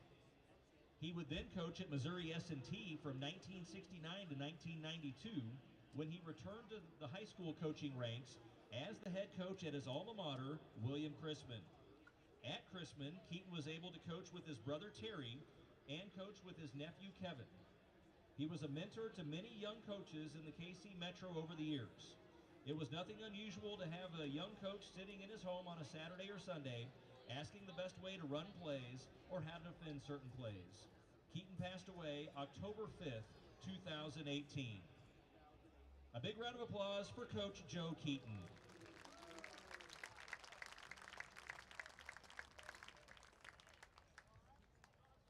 Next is Bill Pekarik of Lansing, Park Hill, and St. James Academy. Pekarik was born in Salina, Kansas, and graduated from Salina South in 1974. He graduated from Kansas Wesleyan in 1978 and began his coaching and teaching career at Kinsley, Kansas High School. He moved to Larned, Kansas in 1981 and then Lansing as an assistant in 1995. Pekarik became the Lansing head coach in 2001 before retiring in 2014. During his time as a head coach, his teams won 8 district titles, 3 conference titles, and earned the first playoff win in Lansing history. Pekarik finished his head coaching tenure with a 154-129 record in 30 years. He has coached 47 years total and served as an assistant at Park Hill and currently St. James.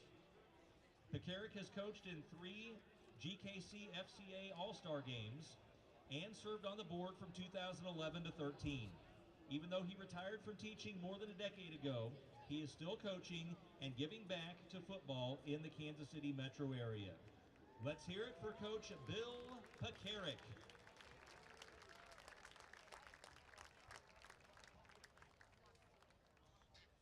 Next is Sam Schaus of Excelsior Springs and Lee Summit West. Schaus was born in Excelsior Springs and graduated from the high school in 1960.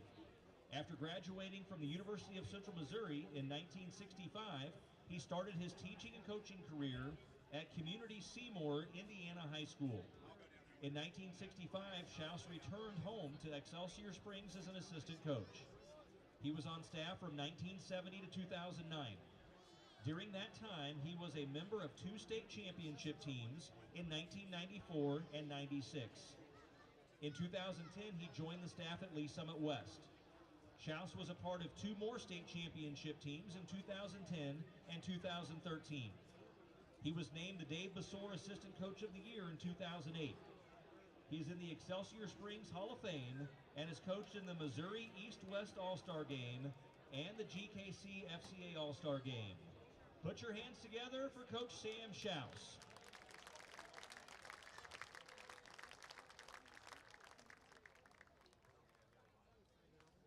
And now contributor Hall of Famer Rob Evans of Vision Sports.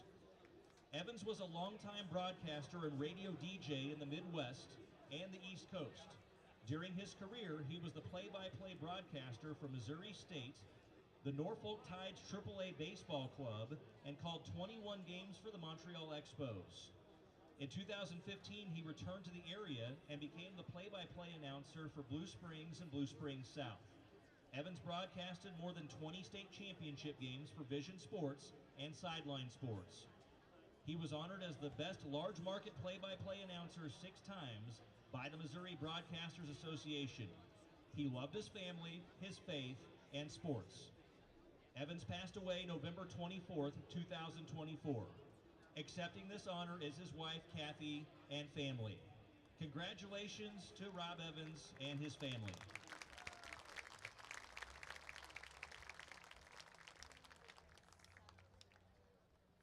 And now player member Darryl Stuckey of Washington, Kansas, and the San Diego Chargers. Stuckey played at Washington High School, graduating in 2006. He then played at Kansas, starting all 13 games during the sophomore season in 2007. Stuckey's junior season saw him finish with 98 tackles for second best on the team.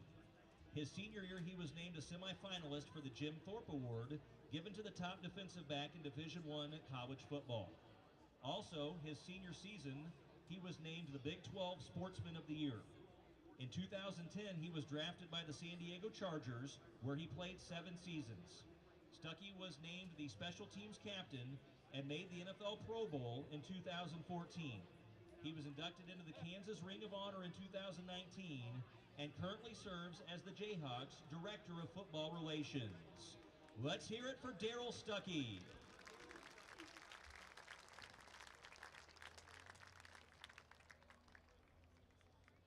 Please join the Greater Kansas City Football Coaches Association in congratulating this year's inductees of the GKC FCA Coaches Hall of Fame. Thank you for your contributions to high school football in Kansas City and the communities you coach. Congratulations. I think building a great football team and a great legal team are the same. You need to get multiple different parts, make them function in the same direction going forward with one goal, and that's success. In the legal world, success for your clients. I don't just pick anybody to work on this team. I pick the ones that are willing to go all the way for our clients, and that's what it takes to win. We're built for success, we're built for winning, and I want my team to win for you. If you've been hurt, my team and I, we've got this.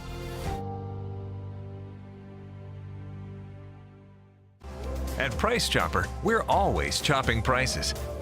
Just like we're always making sure you get the best cut every time.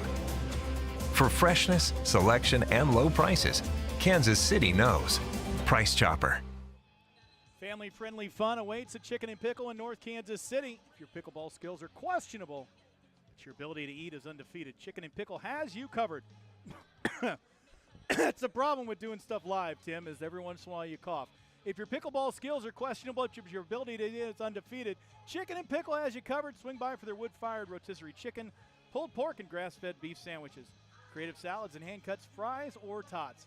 Enjoy some friendly competition of your own on the indoor or outdoor pickleball courts and game yard entertainment like Giant Jenga, Giant Battleship, Cornhole, and more. Why not Giant Cornhole? It's the coolest backyard you'll never want to leave. Chicken and Pickle, located at 17th and Burlington in North Kansas City. Yeah, I'm really seeing the pros cons of the live ad read thing in real time, which is cool for me. I get choked up for Chicken and Pickle. I haven't coughed once tonight. Now I do it. I do enjoy Chicken and Pickle, though. Oh, man. For real, yeah. Hey, 17-7, by the way, Team Missouri leads. Just there during halftime, if you didn't know what was going on, it was the GKC FCA Hall of Fame inductions. So pretty cool. Had a lot of coaches, had a former player, had a broadcaster all recognized, inducted into the Greater Kansas City Football Coaches Association Hall of Fame. They do that every year at this game as well. So, again, pretty cool moment, and we figured, hey, that would be cooler to hear than us talk about Chicken and Pickle throughout halftime. However, I could do 15 minutes too. on Chicken and Pickle. I don't think people want to listen to it. No. Just go experience it. It's a great time. However, in this game, speaking of great times, great atmosphere, Chris, it's been fun through the first 24 minutes. And now in the second 24 minutes, it's an all-star game. This is where it gets real fun. You start to pull out the bag. You get into the third and fourth quarter. Hey, we've got these trick plays we mocked up this week. Let's go ahead and turn it loose. It's going to be a fun second half. It really is, and I'll tell you, these two teams want to beat each other. Yeah. I mean, that is first and foremost. And Team Kansas, we said it in the first half, they're just 2 plays away, and they had Taryn Jackson over the top twice that they weren't able to connect with. This could be a completely different ball game, and I think that's whatever halftime adjustments you can make in an all-star game, I think that's going to capitalize on that. Jackson clearly is seeing something in the Missouri secondary, so I think it should be a lot of fun. And these two teams went to the locker room, but in years past, just to give you an idea of what this game is like, in years past, they would, go over to the side of the field and huddle and do that. Chris, a few years back, I remember you could hear both huddles yelling at their players halftime of an all-star game, coaches are getting into them, talking about missed assignments, what they need to be doing better. I promise you, these coaches, they did not have a friendly, hey, this is a great time, halftime speech. No, they want to go win this game, bragging rights. And like I said at the top, for some of these guys, this is the last time they're going to put on those pads. They want to go out and get this win. They all get to wear their high school helmets, which I think is super cool. And what a great way to head into summer workouts and summer practices for the colleges that they're going to play in. Yeah. Heading downhill, taking a win against their opposing state. That's going to be huge. And again, especially for those kids, it's only a handful that aren't going to play at the next level. Those kids especially want to go out with a memory that'll last a lifetime in this second half. Great crowd on hand. Nobody is left. Still dancing on a 75-degree night out here in Liberty, Missouri. Happy to have you along. High school football doesn't kick back off until the end of August, but boy, Chris, this is a Friday night. It's giving me that itch again, man. It really is. This is almost better weather than the first couple weeks of the season because there's a lot less humidity in the air, and you couldn't ask for a more perfect night for football for some Friday night lights. This is going to be cool. As the sun starts to set here in Liberty, I think this is really going to get cool. I think they're going to take the regulators off, and we're going to see some crazy plays in the second half. Yeah, if the past 32 years are any indication, yeah, we're going to see a few tricks pulled out of the bag in this second half. Can Team Kansas climb out of a 10-point halftime hole? They will touch the football first in this second half. Jamon Carpenter, the DB from Shawnee Mission South, going to go play his college football at Dodge City Community College next year, stands at the 1-yard line. However, a Kansas return man hasn't been able to touch it tonight because every kickoff from Hugh Carpenter has been punished. And he will slam this one also through the back of the end zone. Almost through the uprights. He's got a leg. And again, Hugh Carpenter has been really good tonight. He's going to go play at Northwest Missouri State next year. And look, as a freshman, I don't know what the special teams roster looks like for Northwest Missouri State, but Chris, it seems like he is ready to go play right now. That is one of the few stats you haven't pulled for tonight is the secondary depth chart for the Bearcats. But that's my bad. And we have a ton of Bearcats on the field in this roster. This is going to be if you're from Maryville or Bearcat fan, this is fun. J-Mo Sarver, the Olathe North quarterback, back out there with a hard count. And the question is, did he get his own man to jump? He did. Well, everybody comes out of the locker room a little gassed up, ready to get started. A rocky first half for the Kansas offense. Again, a couple of turnovers in there, a lot of punts. But J-Mo Sarver did show off his arm talent in that first half. And Chris, I'm curious to see Sarver if he can get going, get into a bit of a rhythm in this third quarter, because this might be his only quarter tonight. Well, the two misconnections to Taryn Jackson were just too hard. He just flat out overthrew him, and that's hard to do for Taryn Jackson. But he did show off. I mean, what was the one that started at the 20 and ended up at the 10 on the other side? I mean, it was just a ridiculous throw. And so, he dials that back just a little bit. And you can understand it. We saw it with state baseball last week here on 810 Sports Radio and 810 Varsity. The kids just come out a little head of steam. You turn it down 2 notches, and you're going to make those connections with Jackson. I will bet we see that very, very soon. They lost a 2, and now a 2nd and 12 play for Team Kansas. They keep it on the ground again. Max Armstrong stays on his feet, a first down and more. Max Armstrong lowering the shoulder and just shy of midfield. A spark plug for Team Kansas. Olathe South lowering the truck stick on that. Gets up to just shy of the 45. Still haven't passed midfield yet other than that touchdown, but that was a heck of a run. The Olathe South running back exploded and dropped a shoulder at the end of that run. Going to go play at Butler next year. First team All-State this year. 20 touchdowns for that Olathe South offense. Kansas trying to get something going. Over the middle, in and out of the hands, and a hit delivered. Tyron Samples, the Harrisonville safety, dislodging man from ball. Yeah, they tried to go across the middle to Andy Watts, and that's a dangerous throw because you're right, Samples just unloaded. Samples, 88 tackles in that secondary for Harrisonville this past year, to go along with a couple of interceptions.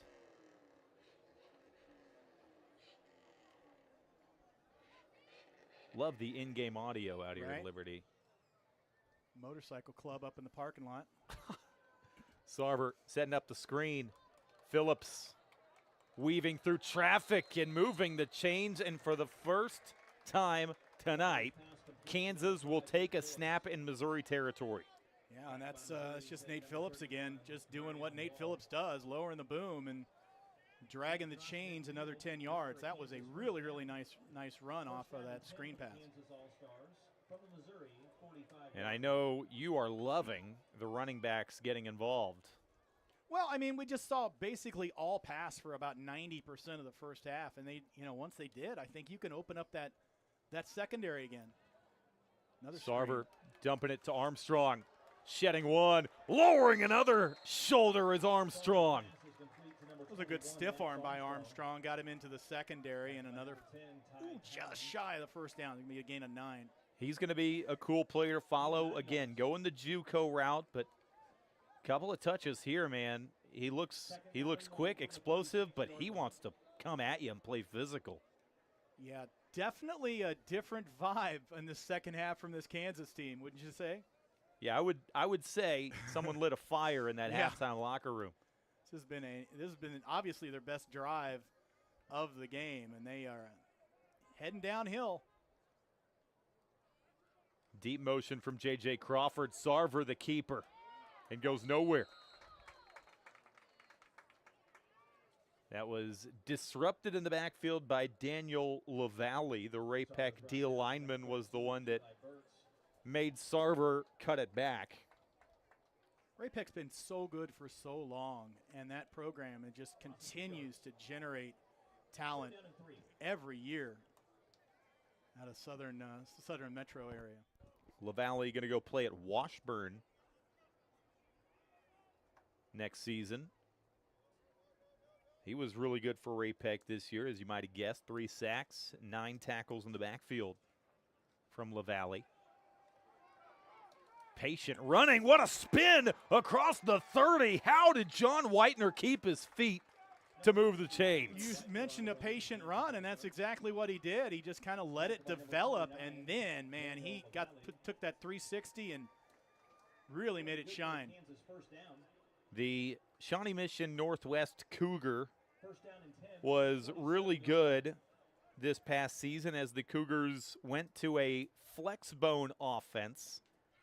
And in that flex bone, he averaged 7 yards a carry, scored 15 touchdowns for the Cougars. Called one of their games last year, and that flex bone, as we get looks like it'll be a encroachment. Called the flex bone game, and that just confuses defenses. I mean, and it's hard to stop. It's hard to stop. I understand why they don't play that very often, because it's probably pretty hard, because there's a lot of misdirection and motion and handoffs and fake handoffs. But I'll tell you what, if you can get that humming, it is hard to defend. 5-yard penalty. If you can get that humming, you have a chance to be really good. St. Thomas Aquinas, Gardner Edgerton, both run the flex bone. 6A, 5A state champions last year. Did the last 3 Gardner Edgerton games last year, including the state title game, and they run that flex bone to perfection.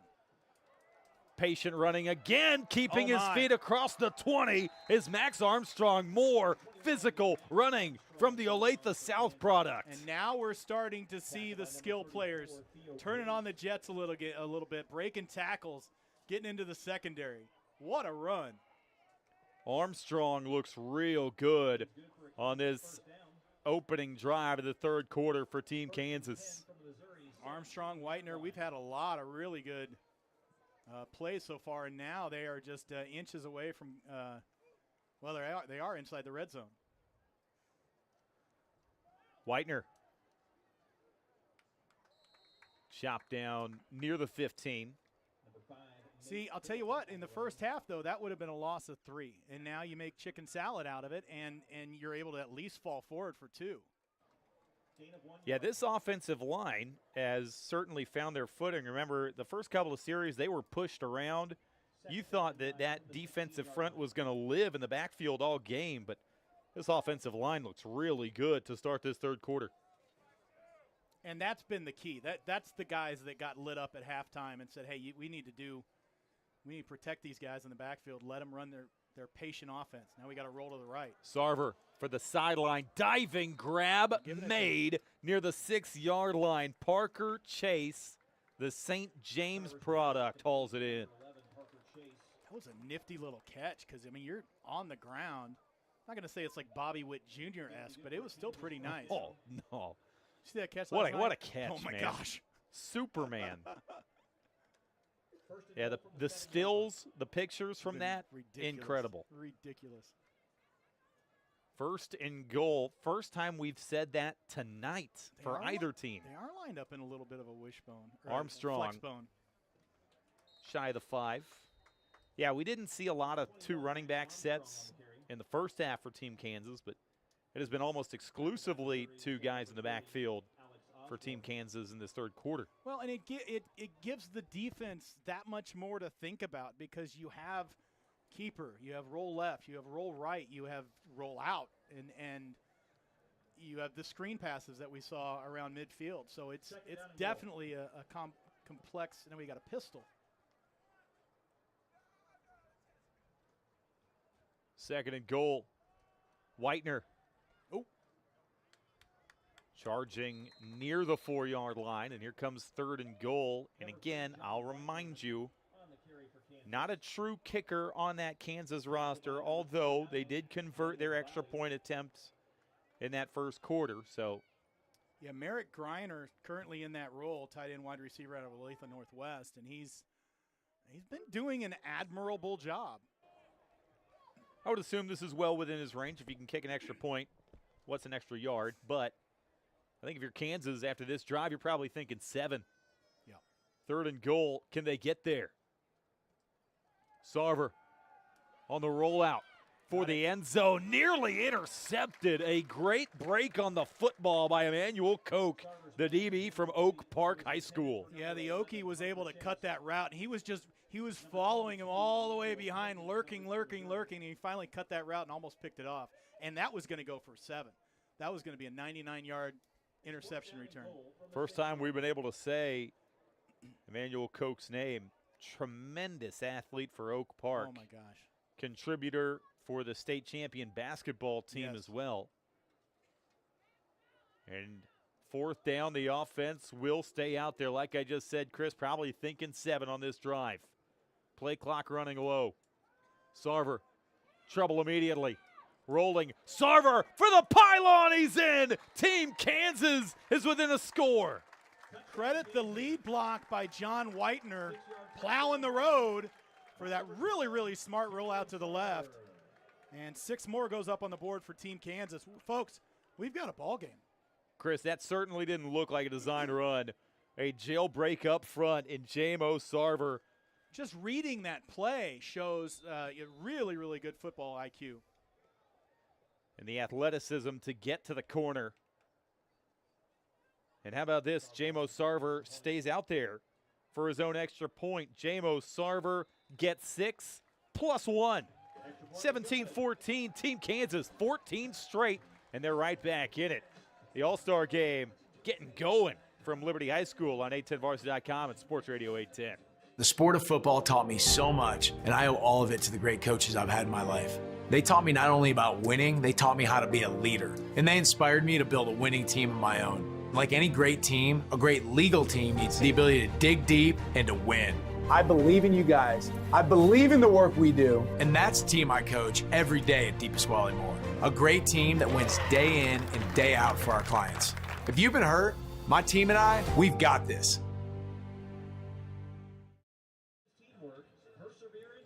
17-14, and I told you, Chris, don't count out Team Kansas after they went down 17-0. No, once I saw that touchdown in the first half, I'm like, okay, all right, Otherwise, this was going to be a boat race. But I'll tell you what, we got ourselves a football game now.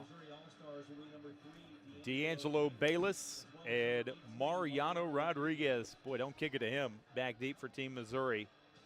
Mariano Rodriguez, he has both Missouri touchdowns tonight.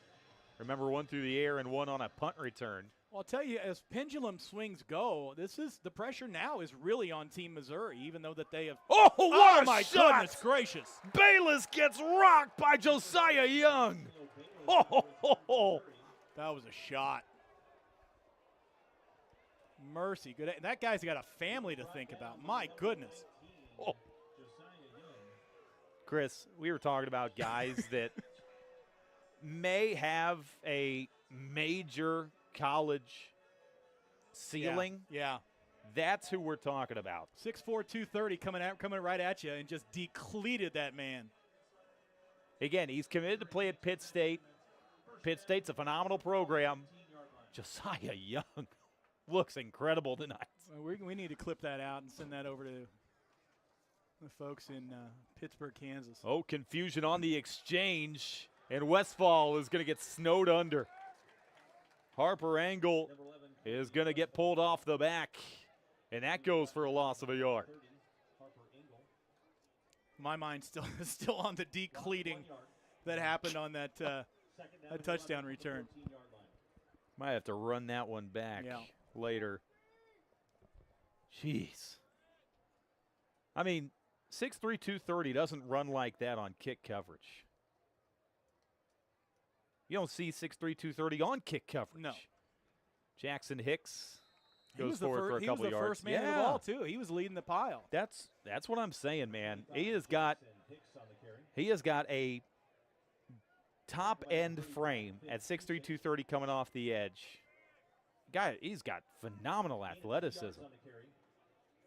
Well, and that drive by Kansas was so huge. It took up 2/3 of the quarter, and this is the first time we've set Jackson Hicks's name in the second half. He's going to need to have a big second half. Westfall drops the football, still loose. Kansas has got it. Oh my goodness! Another fumble on the exchange, and now Team Kansas has their first takeaway of the night, and they're in the driver's seat near the red zone. Oh, my goodness. What a pendulum swing here. You know, we said that the pressure's now on Missouri. They put it on the deck, and Kansas picks it up inside at the 15-yard line. Wow. Team Kansas can tie or take the lead on this possession after being down 17-0 in the first half. The shortest of fields here. It is turned on a dime. And back comes this Kansas offense in the Olathe North quarterback, J-Mo Sarver, who just ran one in on a 4th and goal from 6 yards away. Keep an eye on Taryn Jackson at the top of your screen.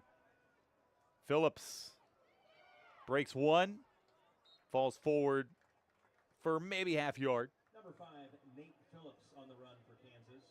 Yeah, Taryn Jackson, they've targeted him a couple of times on some deep balls. He does not have a catch tonight. And I don't think we're going to make it too much further without saying Taryn Jackson's name again. Now he's going to line up at the bottom of your screen.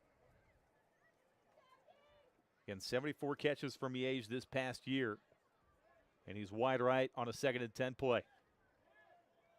And Andy Watts is in the slot. Sarver's going to roll to the right side. He's going to fire for Watts. A diving adjustment and hauled in near the 7-yard line by the Mill Valley man. Great job and then that was improvisation once they jailbroke. And I'll tell you what, that was a great pass and catch from Sarver to Watts. I said it at the start of the third quarter. I want to see Sarver get into a rhythm. Now he looks a lot of fun, man. You see why he ends up at Emporia State. Heck yeah. He can play some football. Now he's comfortable. And he's comfortable, I mean, shotgunned into an all-star game here. He looks like he's been leading this offense for months. He looks real good in this third quarter. This offense looks real good right now. Phillips trying to get to the edge. Kai Reed throwing him out of bounds. That is going to be a first down. Number 5, Nate Phillips of Shawnee Mission East on the run. Make it 1st and goal near the 3-yard line. Forced out of bounds by number 5, Kai Reed. If you joined us late, Team Kansas couldn't get anything going. They didn't cross the 50 in the first half. They were down 17-0. They hit a deep ball for a touchdown, trailed by 10 at halftime. A long touchdown drive to open the quarter, a takeaway, and now knocking on the door again, trying to grab their first lead of this all-star game. Phillips the give. Phillips dragged down in the backfield, a loss of a couple. Nate Phillips on the run for Kansas. This is so tough to score from inside the 5 because the defense compresses. They start kicking up their heels. But I'll tell you what, Sarver has so many weapons. You just look from left to right across your screen. He's got so many weapons. I'm curious to see what they pull out here with 2nd and goal from the 6. This is an identical situation to last drive. Remember, they went nowhere on 2nd and 3rd, and 4th and goal from the 6 is when Sarver ran it in. Now we hit the reset, 2nd and goal from the 6 again.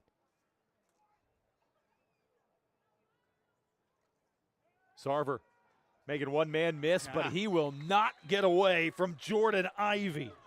Fool me once. The Liberty North product from just down the road here in Liberty, Missouri is going to go play at Division II Minnesota State. And he was tremendous in his Liberty North career.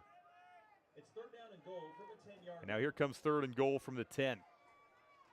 All they've done is back up 6 yards so far. And now Team Kansas may approach this differently. Remember, they went for it on a 4th and goal from the 6 last drive. This could be a huge stop here for Missouri. Sarver running. Sarver taking off again inside the 5 down to the 3. And now it changes your decision making. I was going to say, maybe you just go ahead and let the offense keep rolling. And that's what they will do. Big play in this ball game. 1:10 to go 3rd quarter. A 3-point Team Missouri lead. And another 4th and goal play coming. Sarver ran it in on 4th and goal on the previous drive. Quinn Myers off to the left side. Taron Jackson at the bottom of your screen. Sarver, screen pass. Jackson, sandwich, lost the football, still loose. Missouri has got it. What a hit. And Team Missouri turns away Team Kansas. They were thinking Jackson all the way, and Jackson just got, he got double teamed and just couldn't get through that double team. And a fumble, but it would have been a turnover on downs anyway. And Team Missouri with the seemingly first positive play since halftime maintain their lead, and now the offense will be back out there trying to steady the waters a bit. Well, you said it at the beginning of the drive that started at the 15-yard line, Tim. You know, you have to walk away with points there, and they do not, and Missouri retains the lead. Let's see what kind of field position they can build on this, and you got to be super energized if you're Team Missouri right now. Kobe Westfall again. Confusion on the exchange, and Westfall is going to be tossed to the turf near the 7. It's like he zigged when he should have zagged there. Jason Holmes Vaughn, the Wyandotte High School product, made that stop at the open field. Gain of 2 yards. But we've seen that 2 or 3 times, right, where the quarterback has opened to the wrong side. A classic all-star game blooper if you're going to have one. But what you don't do is put the ball on the deck at that point in time. So good on you. The Fontana Award winner on a 2nd and 8 play Ivy will hand it off. Making one man miss was Robert Palmer. And that will take us all the way down to the end of the 3rd quarter. We got a game. Kansas is within 3 points of Team Missouri after 3 in the GKCFCA All-Star Game on Sports Radio 810 and 810varsity.com. Folks, make Chicken and Pickle in North Kansas City your spot for good food, good friends, and great family-friendly fun. Chicken and Pickle offers indoor and outdoor pickleball courts, delicious food, yard games, a full bar with seasonal cocktails and local favorites, plus so much more. Known for their wood-fired rotisserie chicken, burgers and wings, salads and hand-cut fries or tots. There's something for everybody at Chicken and Pickle. It's the coolest backyard you never want to leave. Located at 17th and Burlington in North Kansas City. The biggest thing football taught me was keep fighting every single day. You have to keep fighting. You can't stop.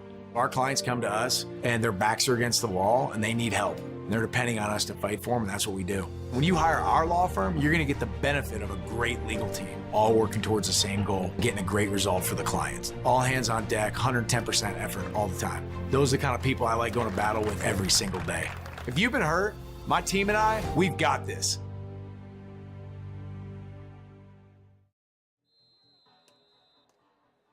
We start the fourth quarter with a third down for Team Missouri. And this one is going to be right at the sticks. This is why I'm not a football coach, Tim. Tell them why you're not a football coach. I said, let's air it out. Let's go. And they're like, no, we're going to go ahead and get the first down, dummy. Robert Palmer was cut down a half-yard shy, and this is a decision. Fourth down right here. With all the momentum Team Kansas has, this is a roll of the dice. You get the best and brightest in the backfield and on your wings. I stick with that offense. You can get 1 yard. Palmer, the deep back, gets the give, has the first down as he's across the 20. Simply irresistible, Tim. None of these guys are afraid of that moment. I promise you that. Robert Palmer especially, remember, almost 1,500 rush yards for Green Valley this year, 18 touchdowns. I have a feeling he's converted several fourth downs in his high school career. 1 or 2. I don't have that official stat, though, so, again, forgive me. Come on, man. It's like you're not even trying. Right, I know. Oh, and that you can't do that. Ran. Yeah, a bunch of guys. Penalty flags on the field. Couple of guys moving before the snap there. Now, if this was baseball, you could say that, you know, he's batting .384 on Tuesday nights when the moon is full. Yeah. But, you know, football, it's a little harder. Yeah, a little bit tougher. So 2nd and 15 it'll be. One of the few flags we have seen tonight. They've really only thrown them when it's been completely necessary. How cool would it be to be one of the officials picked for this game? I mean, you got to be thinking about this all spring long. It's an honor. You'd think you'd be excited. And maybe in your excitement, you maybe got a little overly aggressive on the play-by-play guy, asking for your field mic in pregame. Oh, my God. Bears repeating. Tim's in a fist fight. Crash fight. What's going on? Timeout. With the zebra. 10:41 to go fourth quarter. Tim Spurl, Chris Kamler with you on 810varsity.com and Sports Radio 810. And if you think we're a little rusty, well, that's because it's June, guys. I did baseball and girls soccer last weekend, so kind of, you know, changing lanes is a little bit of a challenge. Yeah, the last thing I called was swimming, so you could say I'm in the deep end now. Tim, Thank you. Oh my goodness. I'll be here. Nobody laughed at my Robert Palmer simply irresistible pun, and then you come on with that one. That is mid-season form right there. Well done. Another false start. I know Jeremy Crabtree is somewhere laughing to himself.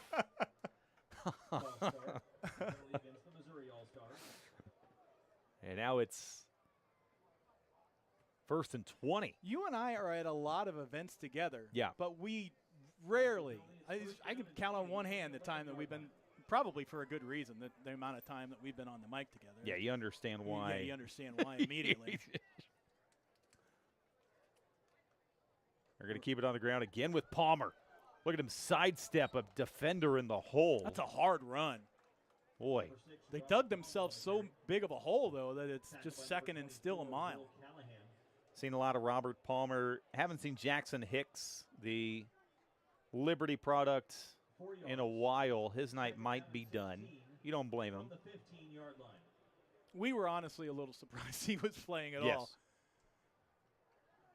but he may only be playing because we're out here at Liberty. 100%. What good hosts they've been. This place is packed.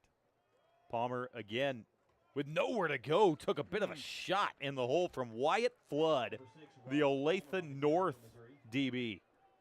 Tackle by number 30, Harper Engel. Olathe North, arguably the most successful defensive back school over the last decade or so in Kansas City. Okay. Think of some of the guys that have come out It's 3rd down and 15. that have ended up either at the college ranks or the professional ranks. Isaiah Simmons immediately comes to mind when you think of Olathe North. Deep ball down the sideline, jump ball. A lot of contact, and he caught it!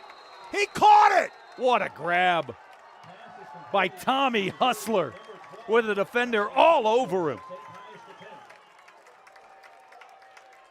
The Warrior showing out in the All-Star game. There was no way he was catching that ball. He had the defender just draped over him. Wow, what a catch. Played at St. Pius, headed to, you guessed it, Northwest Missouri State.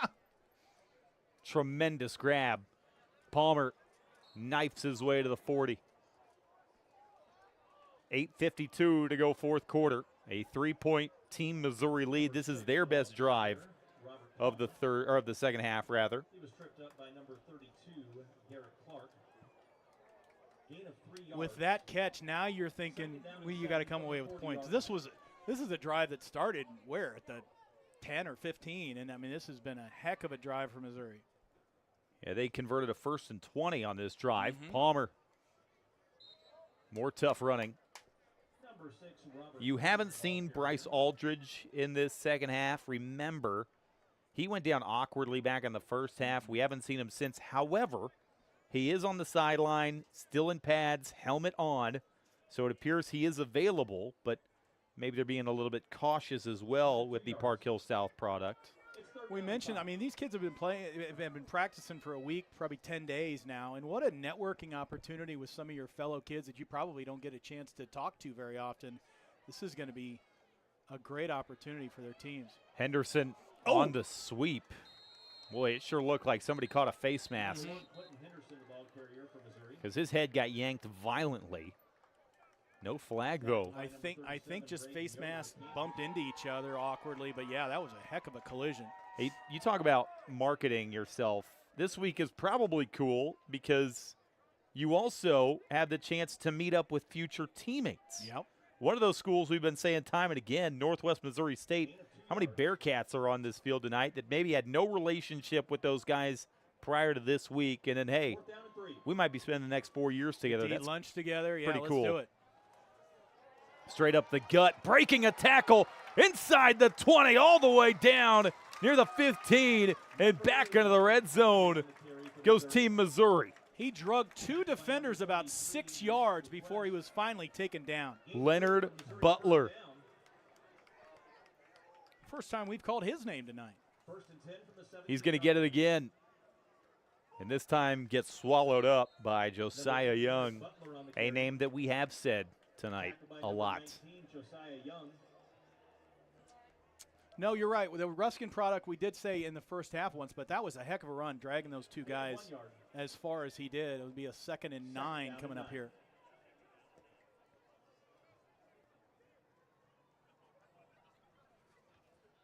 Gain of only a yard from Butler.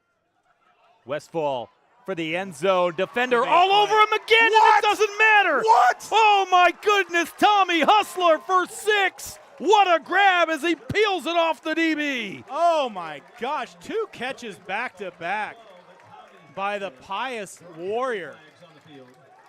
You're kidding me. That's nuts. He pulled it off his back. Team Missouri back up 2 scores. Now that penalty will be declined. The touchdown is good. You don't need a ref mic for that. Let me go ahead and speak that one for you.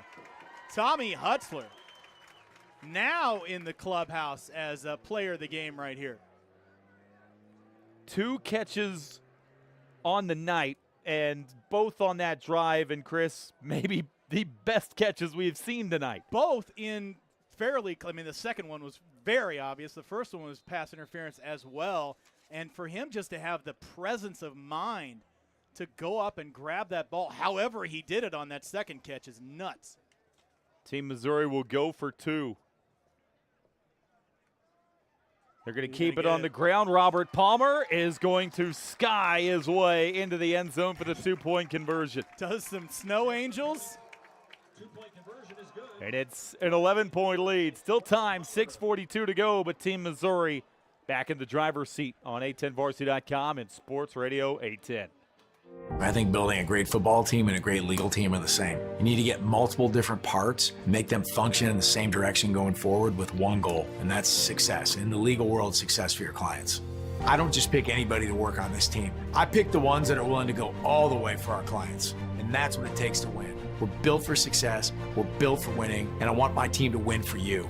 If you've been hurt, my team and I, we've got this.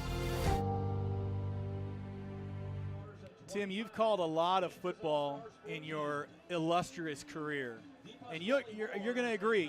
Most of these games come down to 1 or 2 plays. How huge is that 4th down stop inside the 5-yard line where Missouri stopped Kansas? That's been a 15-point turnaround? Well, or a 7-point turnaround. If Missouri hangs on, that might be what ended up winning them the game. Yeah. Because, again, prior to that, all Kansas. Because you were looking at an easy 7 for Kansas. Now Missouri drives 85 yards. So, yeah, a 15-point turnaround off that one play. Into the end zone, and now Team Kansas back to the wall, 6:42 to go in the game. Now, listen, you've still got some Jets in red jerseys down there, so don't mistake the fact that Team Kansas can put points up in a hurry. And it is Tyson B. Shore, the St. James quarterback, back in for this 4th quarter. Again, going to go play his football at NAIA Powerhouse Morningside next year. He had a touchdown pass back in that first half. And now he needs to get this offense kick-started again. Down 2 scores. Nobody home on this pass. Turn your head. Pass is incomplete. A little bit of confusion. It looked like both receivers were headed out to block. I think that's been a big plus for Missouri as well. They've had many fewer, however you say it, they've had fewer disconnects and misconnections than Kansas has tonight.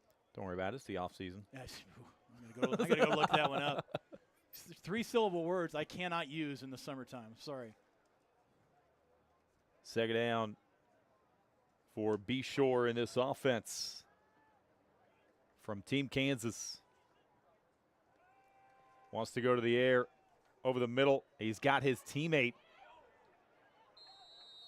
St. James receiver Parker Chase, setting up a 3rd and about 4 play. Tackled by number 34, Theo Grace.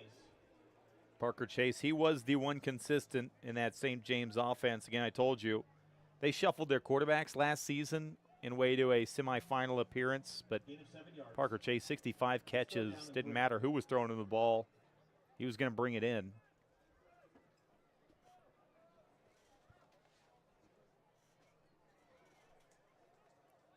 Third at about 3, but it's 4-down territory regardless for Team Kansas at this point. 5:52 on the clock. Low snap. Chase again breaking a tackle and moving the chains. Pass is complete to number 11. Yeah, they called B. Shore to Chase a lot in that second half of the season. Good for a Kansas first down. And that's good for a quarterback like that to have somebody he knows that's like, okay, we'll just get open. We'll figure it out. And you've noticed here his last 2 passes, well, really his last 3, Chase wasn't looking on that first incompletion, but Now you need it. It's crunch time, and he is going to the guy he trusts most, a guy that he has rapport already built with. And now he's having a conversation with the Mill Valley receiver, Andy Watts. 5 on the play clock. Be sure. Screen pass. Watts. Nowhere to go. Cornered on that sideline as Theo Grace. First time we have said Theo Grace's name. His older brother, Zach, plays at the University of Oregon. Theo committed to go play football in North Dakota. First team All-State the last 2 seasons. All-Simone team the last 2 seasons. The Bobby Bell Award. He was a finalist. 148 tackles last year. He was maybe the pinnacle of Kansas City linebackers for kind of the last 2 years. And his brother was really as good as it gets, too. And Kansas City is linebacker central. We Yeah. pump out linebackers left and right. And another That's saying guy, something. that's another guy that, again, he's committed to North Dakota. North Dakota's a tremendous program. But, again, you look at what his brother did. Zach was committed to Army. And remember, Oregon came in last minute, and they get him. He played at Oregon this past year. He was a big contributor for that Oregon team this past year. Who's to say his brother doesn't have a ridiculous top 10 in the country ceiling like his brother?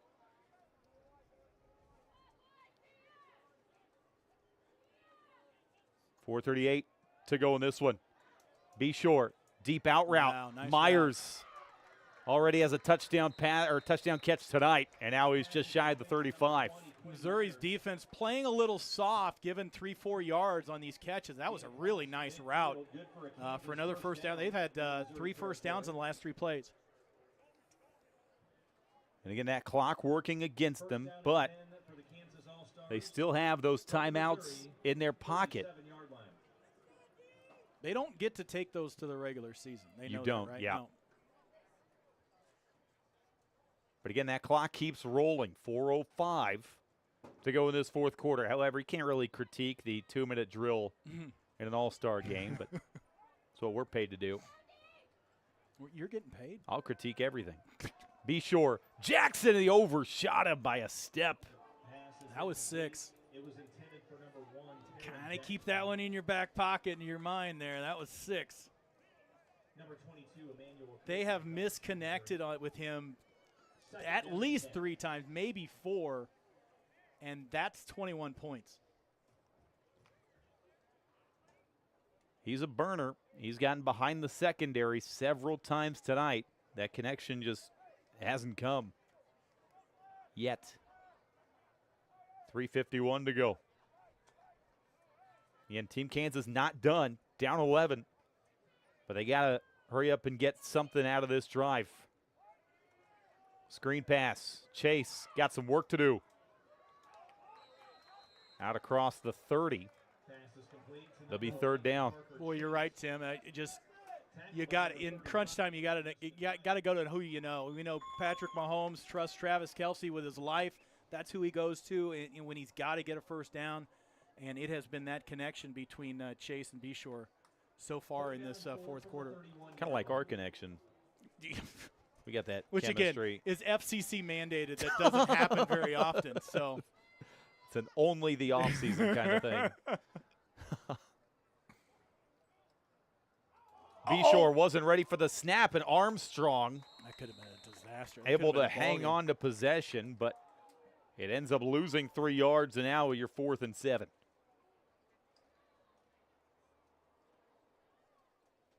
Yeah, Beshore was checking the sideline when that ball was snapped. Now you got to convert, or it might ice it for Team Missouri. Loss of 3 yards. 4th down and 7. Big play here. It's the ball game.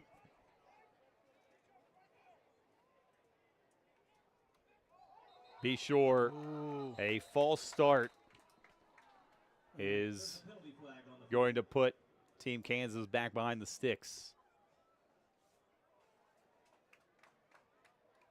False start. The penalty against Kansas.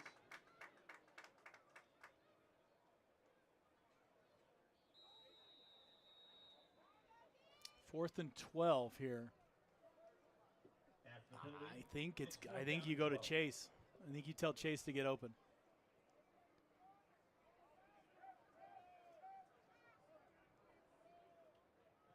Missouri has been playing soft, so I mean, if you can get something at the 8 or 9 yard and then dive forward, might be what you do, and then they're going to call a timeout. Well, Lauren Clark wants to have a conversation. 2:04 to go 4th quarter. And this is looking like the last gasp for Kansas. If you can't convert here, Team Missouri is probably going to ride off into the sunset, champions of the GKCFCA All-Star Game. Say that 10 times fast. No, thank you. It's the DM injury law MoCan thing. Hey, it has been fun, though. And again, these players have gotten after it all night. Chris, we have seen some highlight reel plays really on have. Offense, defense, special teams. Yeah, cutting this one up is going to be pretty fun. Boy, we've seen some massive hits tonight. I saw one of the best hits I have seen maybe in the past couple of seasons tonight. On that kick return. Yeah. Josiah Young left an impression on us tonight. He left an impression on that receiver, too. See what you there did go. there. Gotcha, cha. Now I'm getting warmed up, buddy. Let's do it. What are we doing next Friday? Let's go. We'll find something. 4th and 12 out of the timeout, and another false start. Andy Watts got a head start. He was so excited about the play he was about to run. Chris, it was 3rd and 4. Mm-hmm. A fumble and 2 false starts have now made it 4th and 17. Well, it's been that kind of night. It's just been a little bit misconnection, a little bit of bad luck, and a couple of overthrows. That's your night for Kansas. And on the Missouri side, they have executed. Yeah. They have had very few mistakes. They've executed. They've run downhill. Be short. Got to get rid of it. He'll just lob it up into the middle. Greinert is down there. It's knocked away. It's a smart play just to knock it down.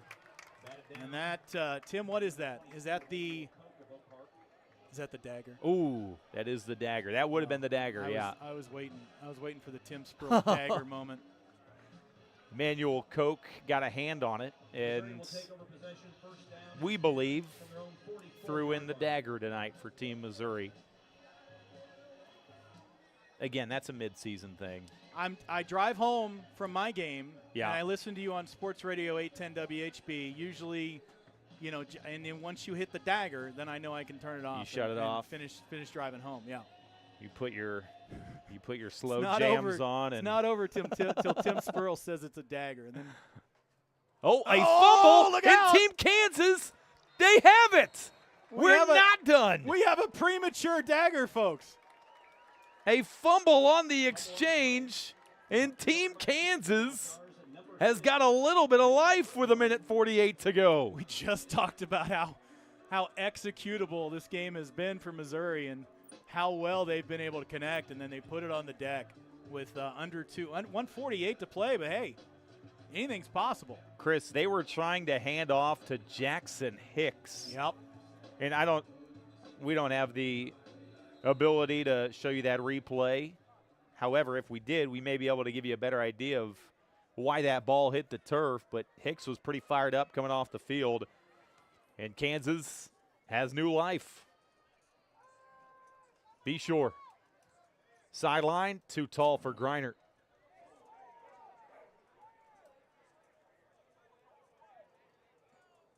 Is that a flag or is that a piece of tape? I think that's a piece of tape. Yeah. 1:43 to go. And it's not an easy hill to climb for Team Kansas. Got to score a touchdown, then recover an onside kick, and go score again. Well, you want to talk about taking home some bragging rights? You sure would. That would be around in 2 minutes. Be one heck of a finish to this game. But you got a long way to go. Yeah, Another they're gonna flag. get an encroachment, I think. Hey, for 57 minutes, we saw maybe a combined 4 flags, but we had seen that many. Oh, they called a false start. Doggone it. Another false They have start been against Team killing 'em Kansas. in the second half. Not the time to have it. They've had probably 30 yards of penalties in just the last 2 drives. Is that an official stat? It's as official as it's going to be. If it's on YouTube, it is official. If you were wondering if we're keeping live stats tonight, that's a I don't think ridiculous anybody question. was wondering. Why would you ask us that? That's Be sure. Greinert runs out near the 32-yard line. 138. And again, a couple of timeouts left for Team Kansas. But again, you can't waste too much more time here. Remember that previous drive, they got it with more than 6 minutes. But again, you're not ready for a 2-minute drill with guys that you've never played with before, so you understand it.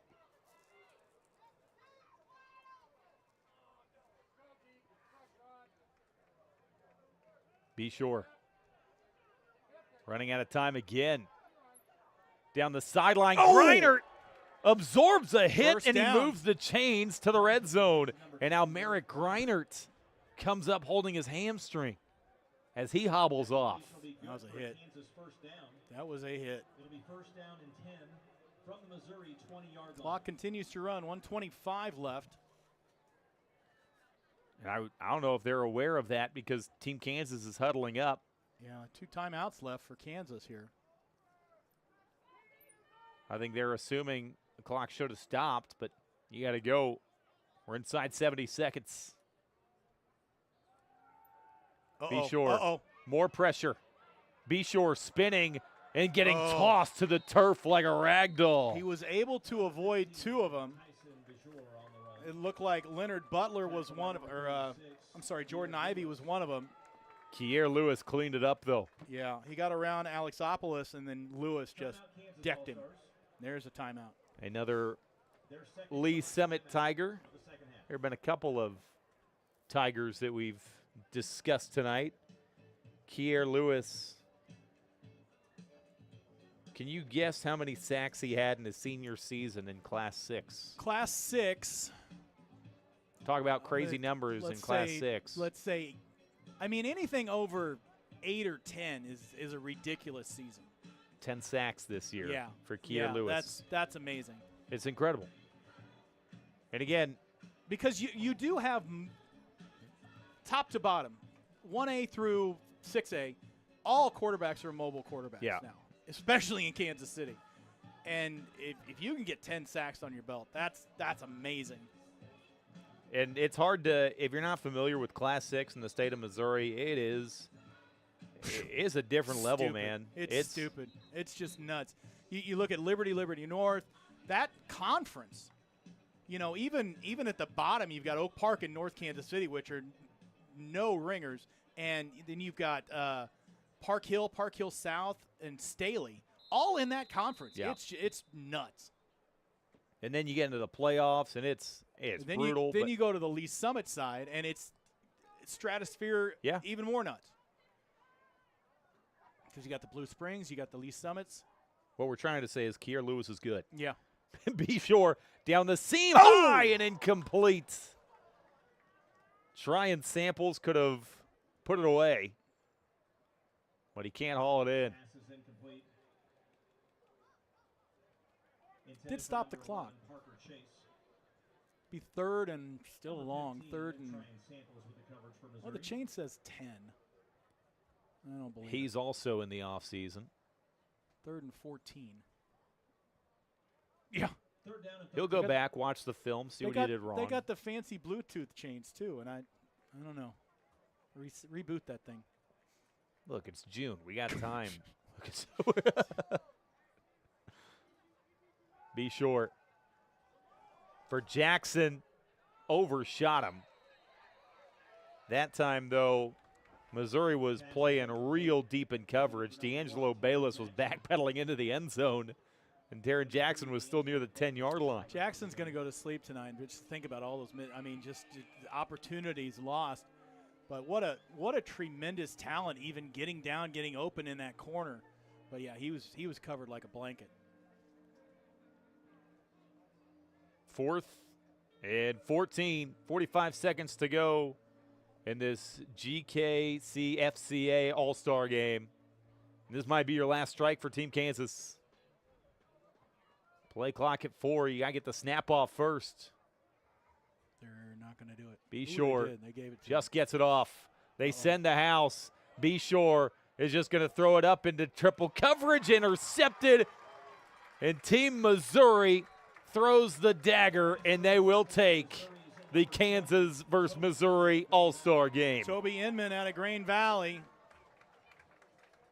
puts the nail in the coffin and brings home bragging rights for Team Missouri in the 33rd annual Mocan All-Star game. What a game. Talk about bragging rights. A couple players for Team Missouri went straight to Team Kansas players and started letting them hear it. Yeah, I'm telling you, this game meant a lot to these guys. Bragging rights, we were not being sarcastic. Especially in football, we cross states so rarely. Yeah. This becomes a big deal. You see it a little bit more in basketball, but in football, you hardly ever, unless it's some of the private schools, you hardly ever see these teams cross. So this is a huge victory for Team Missouri, and great job to most of the Grain Valley coaching staff. I mean, they did a great job executing, getting their kids to stay focused here and bring home that win. David Alley with just a really, really nice effort tonight.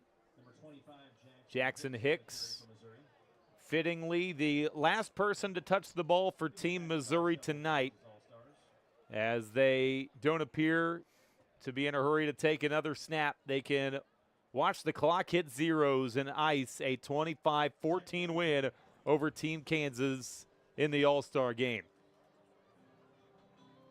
Team Missouri gets it done, and now these All-Stars will head off to college, and they are going to go all over the country. We touched on that throughout the broadcast. Chris, there are some special players on this field tonight, and again, I mean, pick a name out of a hat. These guys are going to be a ton of fun to watch at the next level. A couple of guys caught our eyes tonight. They put on a show. These players were tremendous in their high school careers. They're going to be phenomenal on the next level. Like I said, add some of these names to your Google alerts, and over the next year or two, find out where they end up, because this is now the new normal. You don't start where you don't finish where you end up. Sometimes you make 2 or 3 stops. There's going to be that's a lot of D1 talent on the field we saw tonight. Team Missouri takes it 25-14, and now, Chris, we can officially hit the countdown timer for August 28th. Let's go. That's when Missouri high school football kicks off. We're counting down. This made us just want to get to football season all the more. But, Chris, your final impressions from your first All-Star game.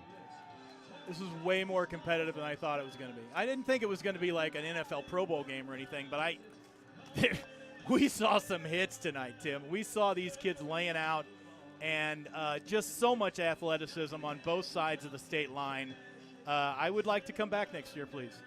Yeah, I was going to say, I don't come back because of the massive paycheck they give me. I come back because it's a lot of fun. Team Missouri takes it. Handshakes all around. Hopefully we stayed injury-free. This one was fun. We put some people into the Hall of Fame tonight as well. Team Missouri, they're going to go have a party. But again, these players, bigger and brighter things in their future. Best of luck to them. For Chris Kamler, I'm Tim Spurl. We will see you in August.